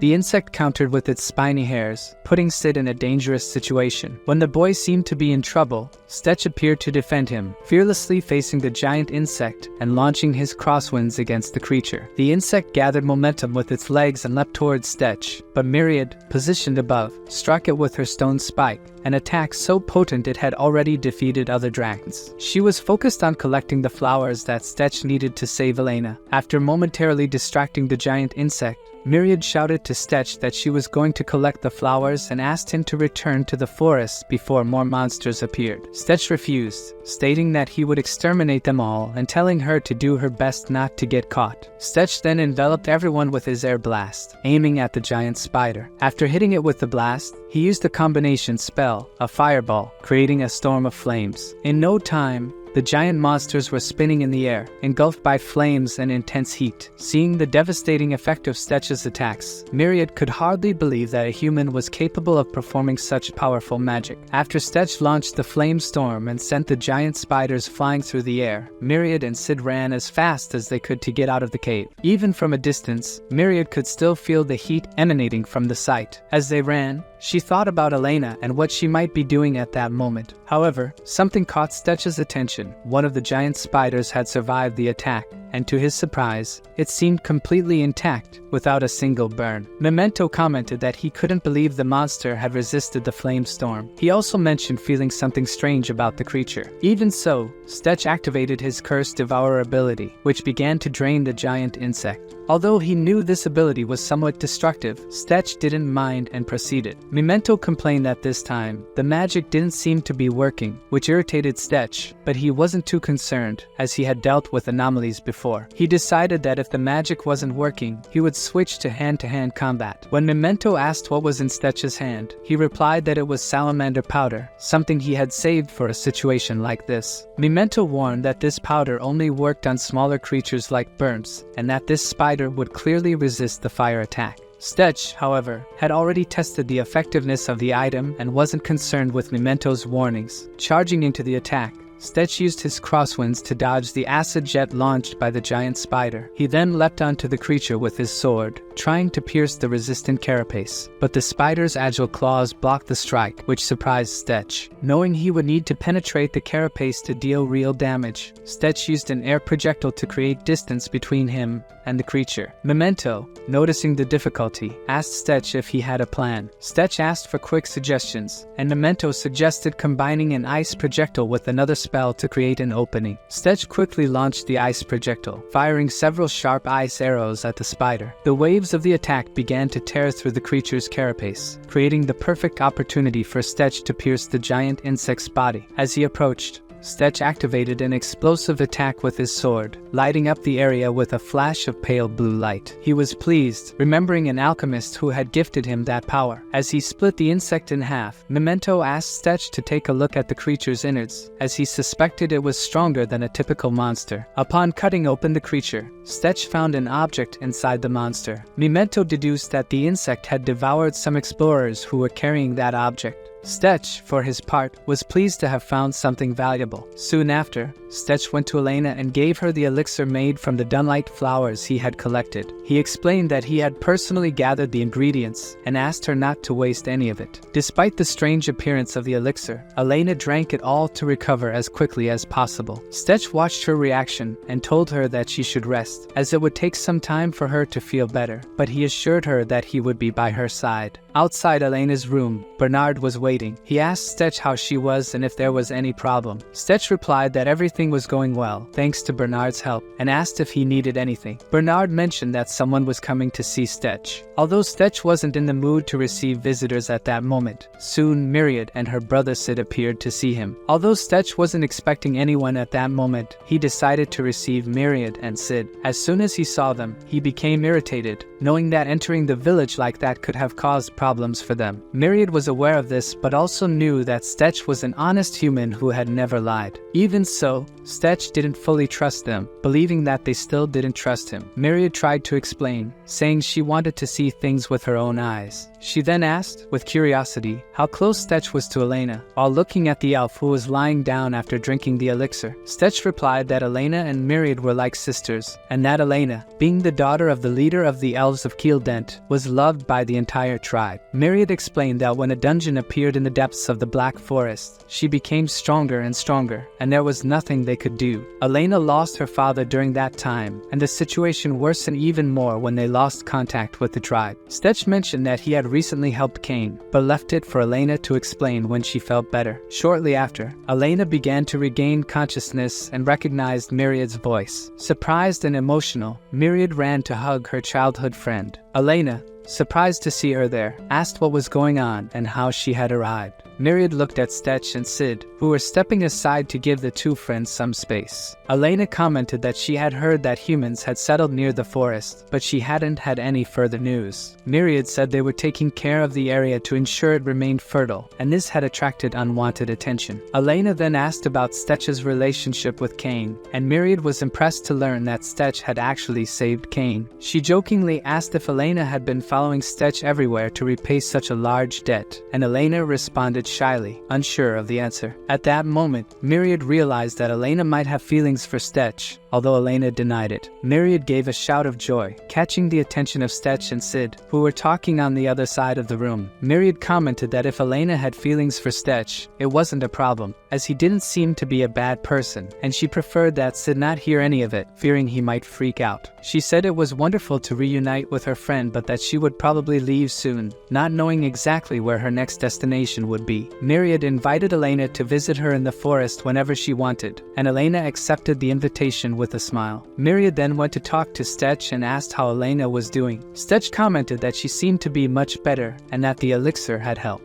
Myriad took the opportunity to ask Stetch to promise not to let anything happen to Elena, stating that he shouldn't protect her just because of a debt. Stetch replied that Elena didn't owe him anything and that if she wanted to leave, he wouldn't stop her. Myriad realized he was a reserved person and commented that she didn't understand how he had been traveling with Elena, suggesting that there might be more behind it. She then asked where he would go next. Stetch admitted that he hadn't decided yet and that, since they arrived, his main focus had been Elena's recovery. Myriad suggested that if he went north, something important was happening there. Stetch showed interest and asked about it, but didn't get a clear answer. Days later, Stetch thanked Bernard for bringing him there and asked him to be careful on the way back, also sending his thanks to Garrett. Elena, now recovered, asked where their next destination would be, speculating if they would look for another dungeon. Stetch replied that he was tired of dungeons and that they would go to Bird and Bear. Elena, concerned, commented that Bird and Bear was a human city and that it would be dangerous if they discovered who they really were. Stetch replied that he needed to go there because someone crucial to his plans was in that city. In Bird and Bear, a person was holding a wanted poster of Stetch, offering 40 crowns for his capture. The person pinned the poster to the table and, with hatred in their eyes, muttered that no matter what it took, they would find that. Damn traitor. Myriad said she could try to convince Stetch to head north because something strange was happening there. Stetch was curious to know what was going on in the northern lands. Meanwhile, on the northern borders, a battle was raging, and the soldiers needed to defeat a giant beast before it broke through the front lines. The soldiers were fighting with everything they had, throwing firebombs in an attempt to stop the monster. But nothing seemed to work, and the more they attacked, the angrier the beast became, making even the most experienced soldiers nervous. The monster was strong and skilled, relentlessly charging at the soldiers while emitting a horrible sound, a mixture of growling and screaming. The prince arrived and thanked the soldiers for their good work, saying that he would take over the fight from there. The soldiers were excited, as the prince always used magic in battles, something rarely seen. One of the soldiers commented that this was their chance to see Prince Gotmia in action, with his enormous sword that had a ruby stone at its center. The monster, upon seeing that the prince would be its new opponent, showed no fear and continued growling. The prince, confident, energized his sword, which emitted a red light, and charged at the monster. He leaped to execute his attack with more precision. As he came down, he noticed that the beast's core was exposed, a glowing stone at the center of the monster's body. Without wasting time,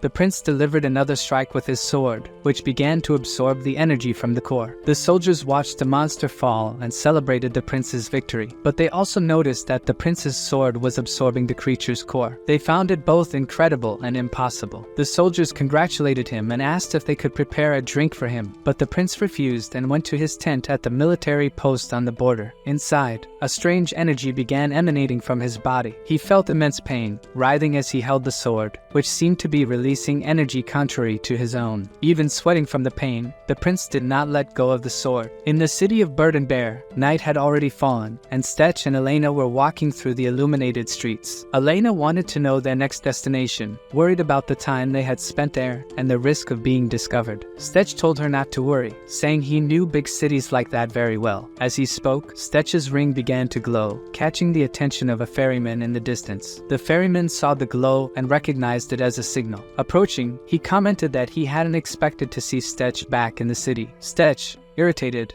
told the man to stop talking so much. The ferryman asked if Stetch wanted to be rude to someone he hadn't seen in years and said it had been about 13 or 14 years since he left. Inside the boat, Stetch, Elena, and the ferryman sat in silence until the ferryman asked what Elena had done to get so close to Stetch. Losing patience, Stetch conjured a small fireball in his hand to intimidate him. The ferryman, looking at the fireball, asked if Stetch had learned new tricks, and Stetch confirmed. The man grabbed Stetch's arm and asked if he wanted a welcome party after betraying him years ago. Stetch, still impatient, asked where Sky was and where he could find him. The ferryman replied that if Stetch wanted to find him, all he had to do was look. He also said that everyone in the city was waiting to see Stetch dead one day, and that perhaps he was closer to finding what he was looking for than he thought.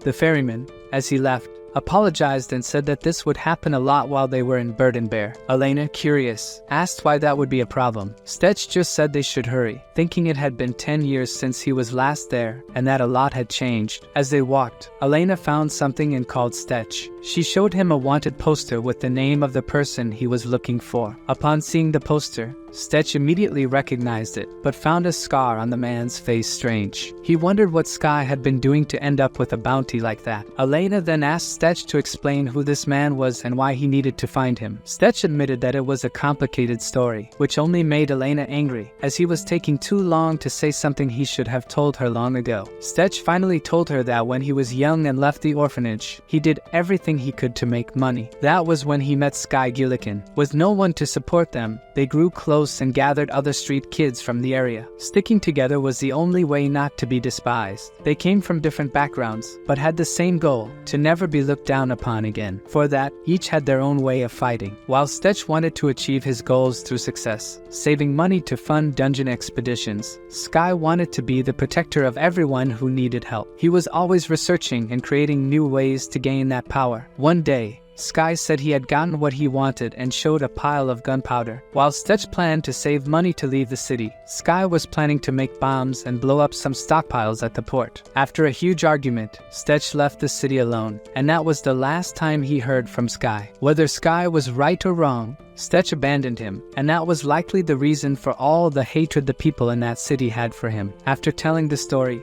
Stetch was silent for a while. When he spoke again, he told Elena that they would go there, but that finding Sky now would be a waste of time. He warned her that things would get pretty messy from here on out. Elena, pinching her nose, asked if he knew the way. Stetch said it had been a long time, but nothing had changed. The street was still the same. Elena asked if he had grown up there. Stetch replied that Sky was good with his hands and made a safe place that even the kids could find, but the city was full of opportunists. It was Sky who created a secret passage. Stetch slid his hand along a brick and opened the passage, leaving Elena startled. Inside the place, which looked like a bar, Stetch stayed quiet, and so did the people, until they recognized him. They couldn't believe that the slow guy was really there. Stetch waved and said it had been a long time, but everyone there wanted to take him down. He commented that he didn't need such a warm reception. Even so, Stetch prepared to fight, as the people charged at him recklessly. He delivered a blow to a big guy so strong that it sent him flying. The impact caused confusion and dust. The others were scared, seeing the strength of Stetch, who asked if anyone else wanted to face him, telling them to come all at once. He began focusing energy into his hand with the ring. Stetch landed blows on anyone who tried to attack him, and no one could believe he was so strong. After all, he was just a former dungeon gatekeeper. The big guy on the ground couldn't understand how Stetch had gotten so powerful. All the commotion began to irritate Sky, who came out from where he was and shouted for everyone to shut up, saying that he had told them repeatedly to stay quiet while he worked. But his voice changed when he saw that Stetch was there. Stetch then said to Sky that it had been a long time since they last saw each other. Sky Gillikin was the man with a 1.2 million bounty on his head, and his story was tragic. He was born in the slums of Gridlock,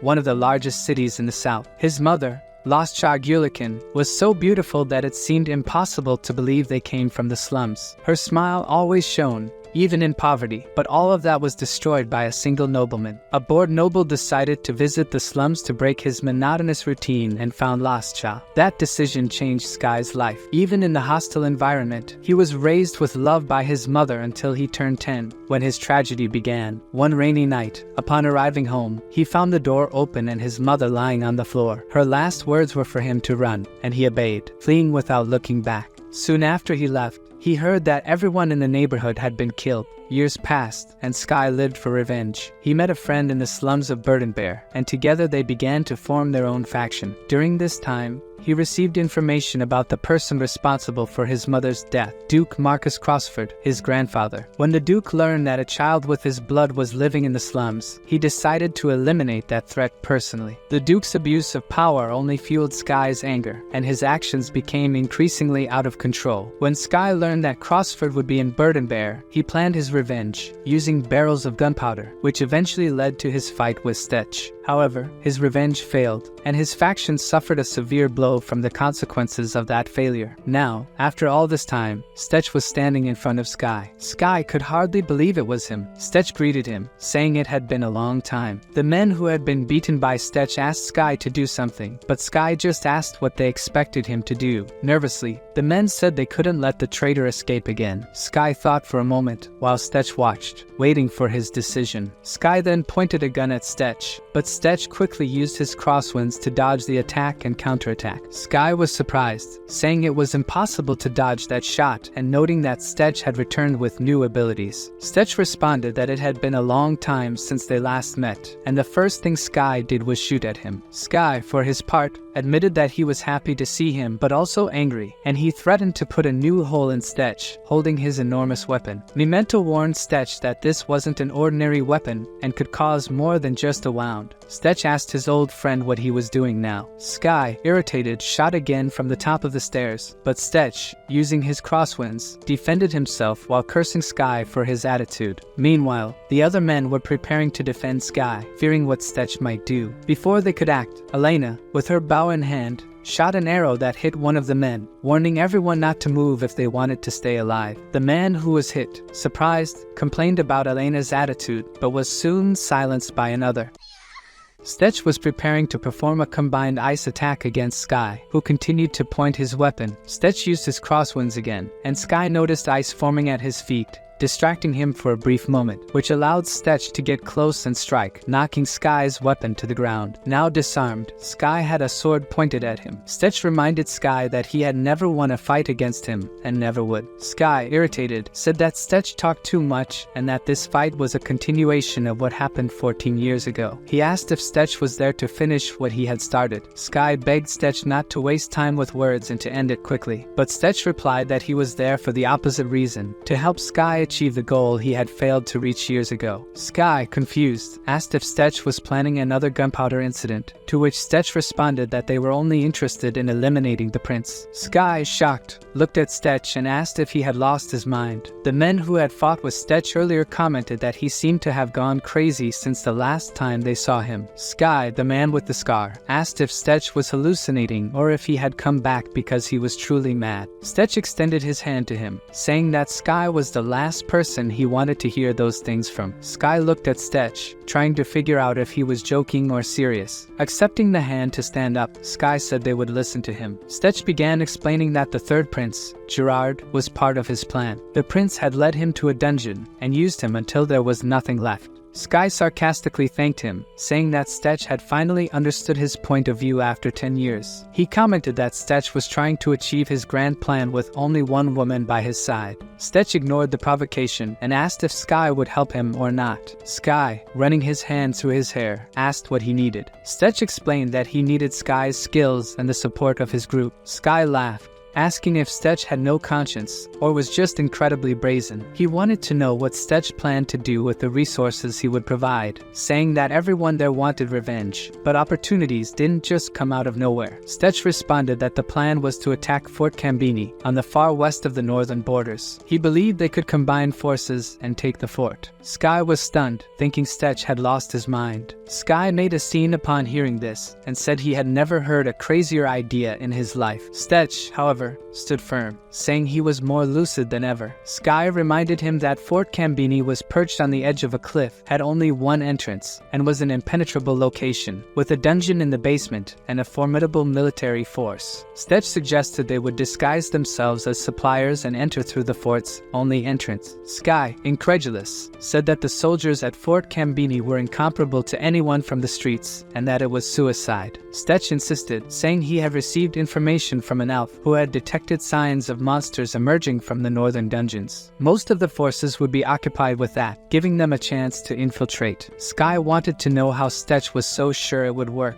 Stetch explained that he had cut off all supply wagons heading to the northern border, leaving the soldiers desperate. Now was the perfect time to strike. Sky was shocked to realize that Stetch was responsible for this, and asked what they would do after taking the castle. Stetch said that the only one capable of responding to the attack would be Prince Gerard's squad, and he would probably come galloping to contain the situation. Sky wanted to know if Gerard would simply flee, and Stetch, seething with hatred, said that if he saw Gerard's face, he would make sure that never happened. Sky's men began to get excited, believing that now was the right time to attack. Stetch, seeing the enthusiasm, asked if that was devotion or worship of their leader, thinking Sky was embarrassed in front of him. Stetch wanted to leave and execute the plan as soon as possible. Sky said there was no rush, as even if they left immediately, they wouldn't be able to get out of the city that day. He asked if Stetch knew who the local lord was. Sky explained that Idol Henrietta, one of the leaders of the First Prince's Circle, ruled the area, and any large movement would be noticed. They would have to wait until the following night to leave. Stetch, curious, asked where Sky was going. Sky replied that he was going to his workshop, where he had a stockpile of high-quality explosives, ready for use. He also took Stetch's sword, saying he wanted to examine it ever since he saw it. Sky found it interesting how someone used gunpowder in a sword and asked who had made it. Stetch replied that it was a dwarf named Clyde. At that moment, Sky had a brilliant idea and suddenly ran off, locking Stetch and the others in the place. Stetch, furious, asked what he was doing. From the other side of the door, Sky shouted that it would be good for Stetch to relax a bit. Stetch and Sky continued talking from opposite sides of the door, but Stetch decided to stay there for a while. The place was empty, and Stetch felt like he was the only one not doing anything. When he saw Elena return, he asked if she wanted to take a walk, and if anyone had bothered her. Elena told him not to worry. She commented that she didn't know Stetch had such an audacious plan and thought about what Myriad had said about returning to Burden Bear. Stetch defended himself, saying he couldn't avoid it, and that without Sky's help, the plan wouldn't have worked anyway. He explained that he didn't want to say anything until everything was finished. Elena, saddened, asked if, when the plan was completed and Stetch settled the score with the prince, everything would finally be over. Stetch believed that if the plan worked, and he managed to take revenge on the prince, everything would finally be resolved. Elena, however, was sad but understood his intentions. Stetch wanted to say something to her, and she simply looked at him, allowing him to speak. Stetch said that, as his plans were coming to an end, he felt like he hadn't done enough to repay his debt. He also mentioned that Elena's father was probably looking for her. This made Elena extremely upset, something everyone could sense, except Stetch, who didn't understand what she was feeling. She stormed out, slamming the door, leaving Stetch alone. Memento, always present, asked if Stetch really thought that, even if the plan succeeded, they would be free. He reminded him that life wasn't a fairy tale, and whatever the outcome of the plan, the entire kingdom would turn against them. Memento also noted that Elena was aware of this but didn't seem interested in giving up. With the plan orchestrated, the group made their way to the northern border. Stetch asked Sky to check the details again, as he felt something might go wrong. Sky, curious, asked why Stetch was so restless, but Stetch just wanted to ensure everything was in order. Sky then explained that he had made a special adjustment to Stetch's sword. He had inserted a feature in the center of the guard, which could only be used once in an emergency. Sky said it represented the pinnacle of his 14 years of experience, and Stetch should use it carefully. Memento thought that Sky had inserted some kind of magical circuit into the sword, but he placed an anti-transparency spell on the outside, making it impossible to predict exactly what it would do. Even so, Memento warned Stetch to be cautious. Meanwhile, the soldiers at the fort were complaining about the lack of supplies. It had been nearly 2 weeks since they had received anything, and they were on the brink of collapse. A guard spotted a carrier pigeon and went to check the message. The letter stated that the dungeon under Fort Cambini was at its limit, about to be overrun by monsters. The commander, Nicholas, organized the soldiers,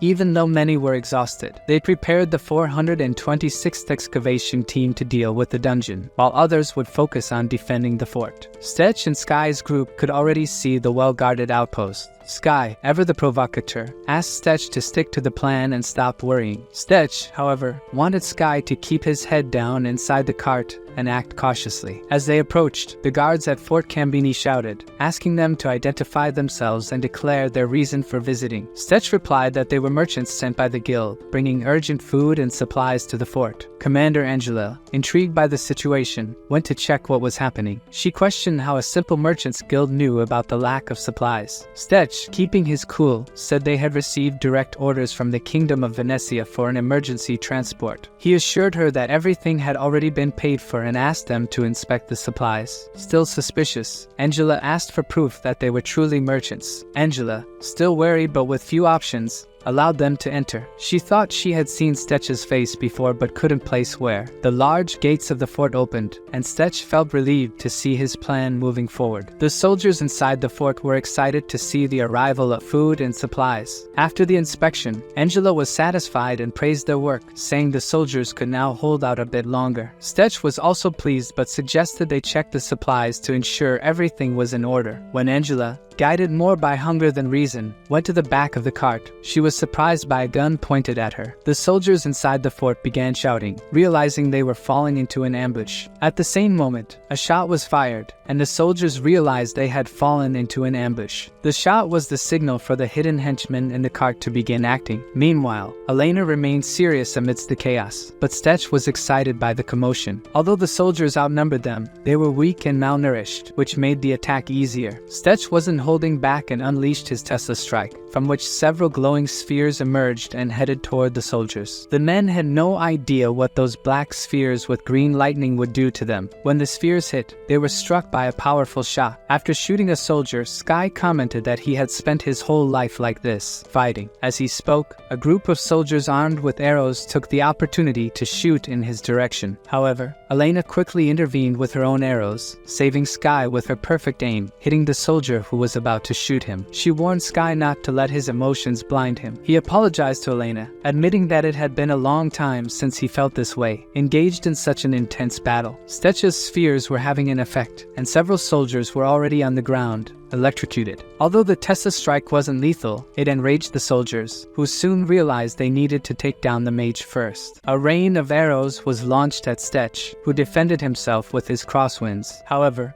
one soldier managed to penetrate the wind barrier and got close enough to stab Stetch with a spear. Even wounded, Stetch grabbed the spear and, looking at the soldier, said he would need more than that to bring him down. He then used his recovery ability, restoring his health and stamina. The soldier was in shock, seeing the green light illuminating Stetch and healing him completely. Without wasting time, Stetch projected an air projectile just inches from the soldier, sending him flying and causing him to knock over other soldiers in his path before crashing to the ground. With all the soldiers weakened and unable to fight, Stetch declared he would give them one chance. They could surrender and avoid further conflict. Exhausted and debilitated, the remaining soldiers dropped their weapons, accepting the surrender. Stetch smiled, satisfied, and declared the mission complete. Sky commented that the operation was simpler than he expected but asked what they would do next. Stetch pointed to Elena and said that he and she would go into the dungeon to deal with the remaining soldiers. Sky, in turn, said that in the meantime, he would set up traps and ask Stetch and Elena to return safely. He ordered his crew to confiscate all the soldiers' weapons, tie up the prisoners, and set them aside, as there were still valuable pieces of information to extract from them. As Elena observed the dungeon entrance, Stetch knew this meant the artifact at the core of the dungeon was extremely powerful. Memento commented that it seemed like there had been an intense battle in the area. Stetch noticed the smell of rotting flesh and other unpleasant things and immediately knew which monster could survive in an environment like that. Elena called him, saying she heard something behind one of the doors. It was probably the soldiers who had arrived first. Stetch approached and saw that the soldiers were facing a monster that looked very much like a giant skeleton. The soldiers were paralyzed with fear upon seeing the skeletal monster. Nicholas, the commander, ordered everyone to retreat, warning that this was no ordinary skeleton. He feared for his life and that of his soldiers. Nicholas then revealed that the monster was actually a golem made of skeletons. The golem was grotesque, with parts of skeletons falling off as it moved, making the creature even more terrifying. Nicholas' soldiers were at a disadvantage against the golem. The creature was gigantic and extremely strong, far beyond what the hungry and weakened soldiers could handle. Even after repeatedly attacking the golem, it continued to regenerate, with its bones falling off and regrouping quickly. Nicholas, desperate, kept his soldiers at a distance, trying to attack the creature without anyone getting hurt. He used his strongest attack, managing to disperse the bones and expose the core of the creature, a glowing pink stone in the center of the golem's body. Without wasting time, he shattered the core into pieces. The soldiers celebrated the victory, grateful for Nicholas' leadership, but he remained on alert, urging them not to let their guard down. Just when he thought it was over, he was surprised by a flash of fire. In the center of the flash, Stetch appeared, and Nicholas, confused, asked who this man was. Memento observed the scene and commented that the magic used by Stetch didn't seem to involve wind and likely used some kind of artifact. Nicholas, intrigued, wanted to know how Stetch had infiltrated the fort, which was supposed to be impenetrable. Stetch then replied that he wasn't there to waste time and asked Nicholas not to make things more difficult. As soon as he finished speaking, Nicholas attacked with a powerful strike. He wanted to know who this intruder was and why he was interfering with the soldiers of Venetia. Looking at Elena, Nicholas asked her to explain what was happening. She just smiled slightly, without saying anything. Stetch reacted quickly, launching an air projectile that sent Nicholas flying. Elena realized that Stetch's attack was invisible and had almost no cooldown, making him a frustrating opponent. Memento suggested that Stetch was using some kind of telekinesis. Despite the impact, Nicholas managed to stand up, ordering his soldiers to stay back. He knew that although Stetch was strong, he was still human, and no human could withstand so many attacks without getting hurt. Nicholas prepared for the next attack, but before he could act, Elena fired her arrows, forcing Nicholas to retreat. Stetch thanked Elena for the well-placed shot. Nicholas' soldiers said they would help their commander deal with her, unaware that Elena wasn't an ordinary opponent. She used her wind burst ability, raising a huge amount of dust that obscured everyone's vision in the area. As Nicholas' soldiers tried to recover, unable to see what was happening, Stetch took the opportunity to crouch and regain his energy. He then activated his animal instinct ability and attacked several soldiers at once, moving quickly through the sandstorm created by Elena. Nicholas, frustrated, shouted for his soldiers to get out of the sandstorm, realizing they were being attacked without being able to see the enemy. Meanwhile, he was attacked by Stetch, who used an ice spell. Nicholas thought he could dodge the spell, but Stetch surprised him by emerging from the mist with a sword, revealing that he wasn't just a mage. Stetch struck Nicholas with the sword, but the blow was shallow, giving Nicholas time to counterattack. Stetch barely managed to dodge Nicholas' lethal strike. Elena, seeing the danger, shouted for Stetch to stay away from Nicholas at all costs. Nicholas, realizing that Elena had warned Stetch, launched an attack directly at her. Elena barely had time to finish her warning before being hit by the attack, falling to the ground from the force of the blow. With Elena injured, Stetch knew he had to act quickly to finish Nicholas before any more damage could be done. Help me reach 2,000 likes. I know that you who arrived here can do this when you are motivated. Don't subscribe to the channel and I'll see you soon.